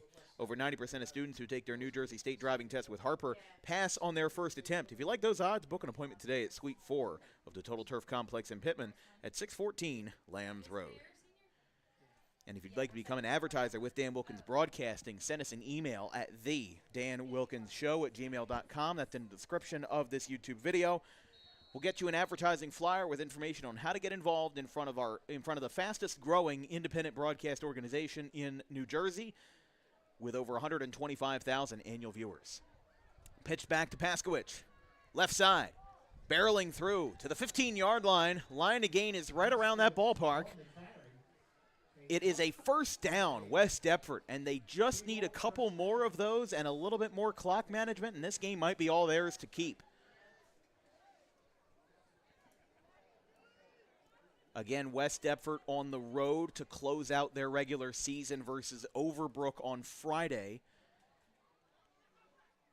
They would be 7-1 with a win, which would be a huge boost for John Emmel in his second year as West Deptford head coach. He's built a great core of assistants around him, again, including the former Camden Catholic head coach Wayne Gilliam. I mean, they started off 5-0. Had a great start, had a lot of blowout wins, and their one loss to Haddonfield is still a quality loss. Haddonfield is number 2 in South Jersey Group 2 power points. So I can't really blame West Deptford, because they scheduled that game. It was a non-division game. It was definitely a good one. Good enough for Mark Tribble to be there. And it was a 29-13 final. 2nd and 6 from the 20-yard line. Still a lot of work to do, but honestly, this is a positive for West Deptford. You're taking time off the board, and you're disallowing Paulsboro from getting another opportunity unless the ball coughs up somewhere for turnover number 11. This one's over to the right side. Looks like, couldn't tell who got the rush that time. It was Paskowicz. Weber had the tackle. It's a gain of 2, and it's 3rd and 4. So there's the numbers for you tonight. 4 fumble recoveries, or 4 fumble turnovers, an interception, and 5 turnovers on downs. 10 turnovers. I mean, that's just, it's unfathomable. And I'll mention, the punter for either team has not come on the field once during this entire game. It's almost miraculous that we haven't seen that in such a low-scoring game, 14-zip. Hold on. Flag called from the backside of the field. Might have a delay of game. Referee was counting off time. It is delay of game. 5-yard penalty. That definitely hampers the Eagles' efforts.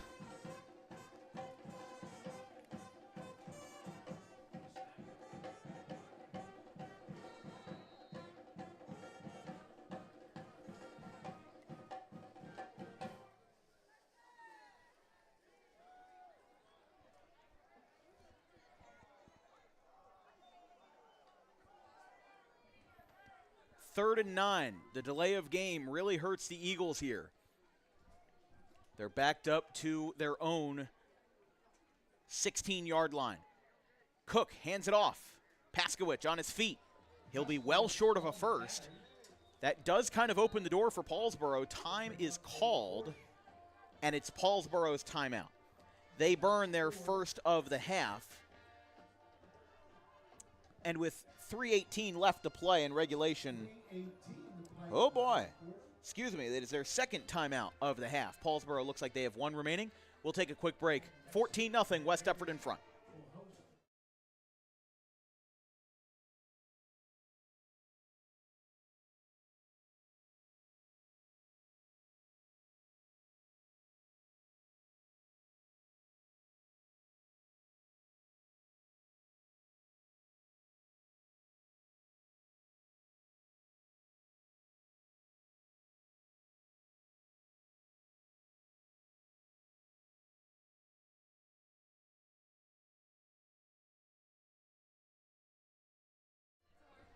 Timeout's over. We talked about no punts. Here you go. First punt of the game from either team. It is the first time the punt crew has come out at all. Carr and Harvey back to return. It's the quarterback, Brady Cobb, who sends it away. It's going to bounce to Carr. Don't know if there was a fair catch made. Hold on. Ball comes out. Somebody touched it. West Deptford wants the ball to be theirs. They got to separate some folks from the pile. Let's see here. There's a hodgepodge of folks everywhere. Paulsboro thinks it's theirs. And it is Paulsboro ball. West Deptford disagrees. That was almost the 11th turnover of the game, and now there's a Paulsboro player down in the midst of that pile. The referees had to separate everybody. That is Jeremiah Carr that is down. He was the returner. The ball had a good backspin, and it looks like with Paulsboro getting possession, they will have the ball in their own half at the 43-yard line. But now the attention turns to Jeremiah Carr. As if West Deptford had held on to that ball, it probably would have been the game. But again, John Emmel's coming out, and he's going to try to plead his case. I mean, West Deptford's definitely not had the best relationship with the officials tonight. I mean, there have been some calls that I can understand why, but there's been others where just seems like it's a little bit of a, I don't know. Again, we have a lost cell phone. Looks like that Emmel was also checking on the injured player, Jeremiah Carr, as he'll go back over and talk to his team. Again, Emmel, the second-year head coach at West Deptford, has built up a very good program with a 6-1 record so far after the last head coach was 3-8 in his last year. So Carr down, being attended to with 3:03 left in regulation. Paulsboro needs a miracle. They need 2 scores. It'll be first down from the 43-yard line when play resumes. West Deptford has 2 timeouts remaining. Paulsboro has 1 timeout on the board. And Paulsboro, just like last year versus Shalleck, looking like they could be on the way to a shutout at home in what will be a crucial regular season game in terms of power rankings, in terms of OSI. Going to be a big one. Again, it's just like the 90s all over again. Glassboro and Paulsboro, the 2 teams that must be the ones to beat in South Jersey Group 1. And then West Deptford in Group 2 as well.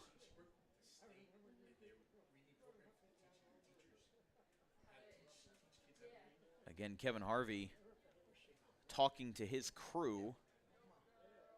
Meanwhile, some of the assistants out there helping out. Oof, man, that's not a good look. Jeremiah Carr struggling to put weight. You could see he's just through his body language. He's wincing in pain.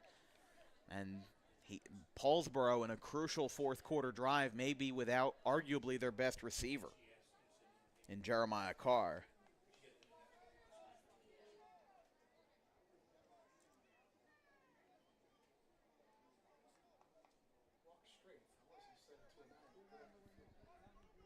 So they're sending him off the field towards the sideline.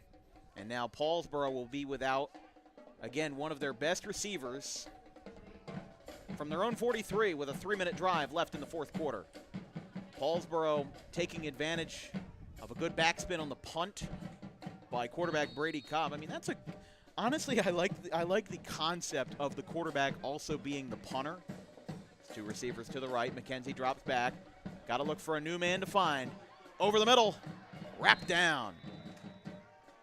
Gain of 3. 2nd and 7 from the 45. But I mean, just mentioning the fact that now that they're without Carr, now that he's being attended to, he's not going to be back for the rest of the game. They shouldn't rush him unless absolutely necessary. McKenzie double clutches, fires, left side. Oh, it's caught! What a breakup and what a recovery! Caught by Marcus Eli. It was batted down by Zaire Davis. And Paulsboro recovers on a tip-up. Left hash, 30-yard line. Red Raiders no huddle, 2:30 left. Clock stops. Hold on here. Not sure what happened there. Seems to be confusion on how much time is left on the clock. Yeah, 2:19 it looks like, and then they're going to reset it to something else. Now the Red Raiders will have another opportunity to huddle up. They get 8 seconds back on the board, 2:27 now. There was 2:19 on the video board in the far side here in Paulsboro. It's a big break for Paulsboro. They got to keep their foot on the gas if they were going to come back in this.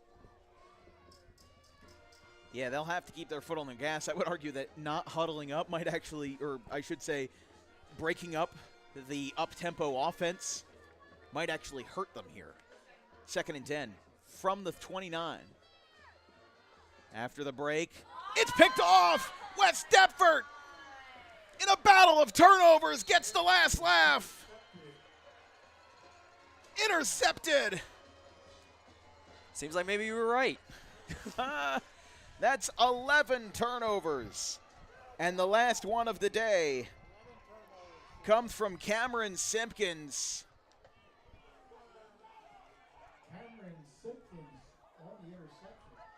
Wow. Picked over 1st and 10 from their own 22-yard line. A silencer here in Paulsboro.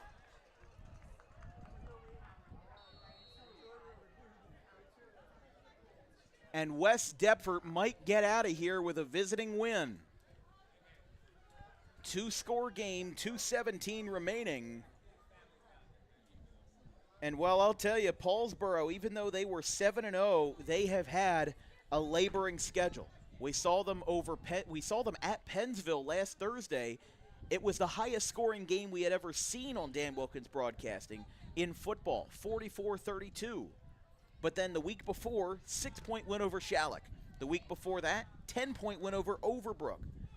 They have only had 2 games this year with 20 or more points in favor of the Red Raiders. But instead, we now stand with 2 minutes left, and West Deptford going into their last regular season game versus Overbrook, looking like they could have the Patriot division in their hands and steal it away from the Red Raiders, who looked like they were well on their way to an undefeated regular season. I think it was pretty apparent that this was going to be the biggest test. And indeed it is. 2nd and 3, a 7-yard gain by Paskowich. They're up at the 35-yard line. Line to gain is at the 38. Now 100 seconds left in regulation. 14 for West Deptford, 0 for Paulsboro. Cook with a handoff. Gonna be close. And if they get this first down, Paulsboro only has 1 timeout remaining. And it is a first down. West Deptford, how do you do? Coming into this game, scoreless first quarter. First play of the second quarter is a Brady Cook touchdown. Then the second play of the fourth quarter was Cook's second touchdown. What a night for West Deptford. Coming into this game, after being a 1-score loser last year, 18-12, they come into Glenn Howard Stadium and award Paulsboro their first loss in this new stadium, or at least not in a new stadium, but in a new name of the stadium.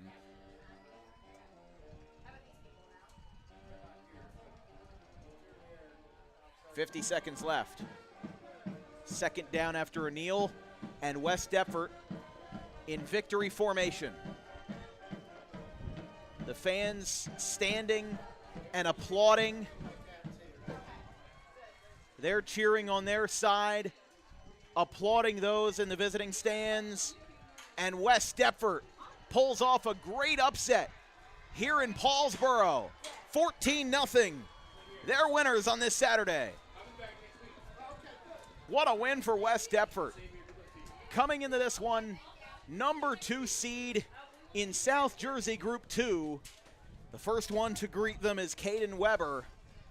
And Paulsboro, for the first time since October of last year, is beaten at home, and for the first time this year is beaten at home in a 14-0 shutout effort in front of a large West Deptford crowd on the visiting side. And the Eagles knock off the Red Raiders 14-0. Great effort all around by West Deptford to come into this place, and they were confident. They were, I wouldn't say audacious, but they definitely had a chip on their shoulder. They lost to Haddonfield 2 weeks ago, had an 18-point win over Salem last week. They now come into Paulsboro, their most anticipated divisional game of the year. And the Patriot division looks like it's all but theirs. with a 14-0 final here in Paulsboro. Player of the game, tough call. I'm going to say Cole Paskowicz. He had the first receiving touchdown, didn't have the second one, but he was such an important factor on both offense and defense. Got the first receiving touchdown and then came in and did a pretty good job in terms of getting the defensive stops as well. Had a couple good pass breakups. I think he picked up one of those fumble recoveries. And, man, West Deptford's got to be feeling good. 7-1 now against Paulsboro.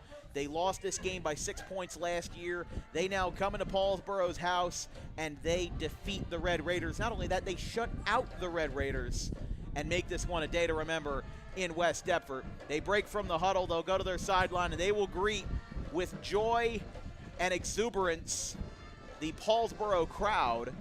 Now, there is a post-game ceremony called the Mayor's Trophy for this rivalry. It was mentioned a couple times over the loudspeaker. We will let this one play out. Paulsboro still playing their songs with the cheerleaders as they do after every game. I'm sure it feels better after a win. But just like the Florida Gators have to stay out to play the alma mater, some things you got to do it, win or lose. Kevin Harvey and John Emmel shake hands. Again, this was a chippy game for West Deptford, and I say that in the sense that West Deptford made a lot of mistakes. They got a couple of personal fouls. Their coaches got flagged a couple of times. Whether it was an assistant or Emmel, they got flagged. They got sideline warnings. You know, there were signs that just things weren't looking that great for West Deptford, but Paulsboro couldn't really match them. Let's listen in. We are going to announce the outstanding players. First up, we have for West Deptford, announcing Mayor Jim Mahaffey, Councilman Jim Robinson. And the West Deptford outstanding player is Cole Paskowicz.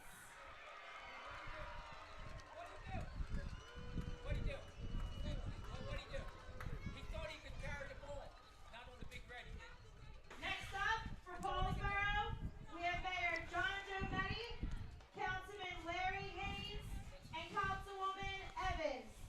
Our outstanding player for Paulsboro is Malachi McKenzie. Thanks for coming out. So that was the Mayor's Trophy. The mayors of West Deptford and Paulsboro came together along with the council individuals and the players of the game awarded to both teams, Cole Paskowicz for West Deptford and Malachi McKenzie for Paulsboro. So they will take their photos, and we will say our goodbyes. From our entire crew, our social media coordinator, Hayla Mejia, our graphics crew, Gavin Van Rel, Caleb Lane, and Carson Ross, and my producer, Chase Barnes, I'm Dan Wilkins. We'll see you on Monday for BCSL Boys Soccer between the Pemberton Hornets and the Pennsauken Indians. And then our next football game is Thursday night from Cinnaminson between the Burlington Township Falcons and the Cinnaminson Pirates. That's all for us tonight. West Deptford shuts out Paulsboro in an upset, 14-0 here at Glenn Howard Stadium. Have a good one, folks.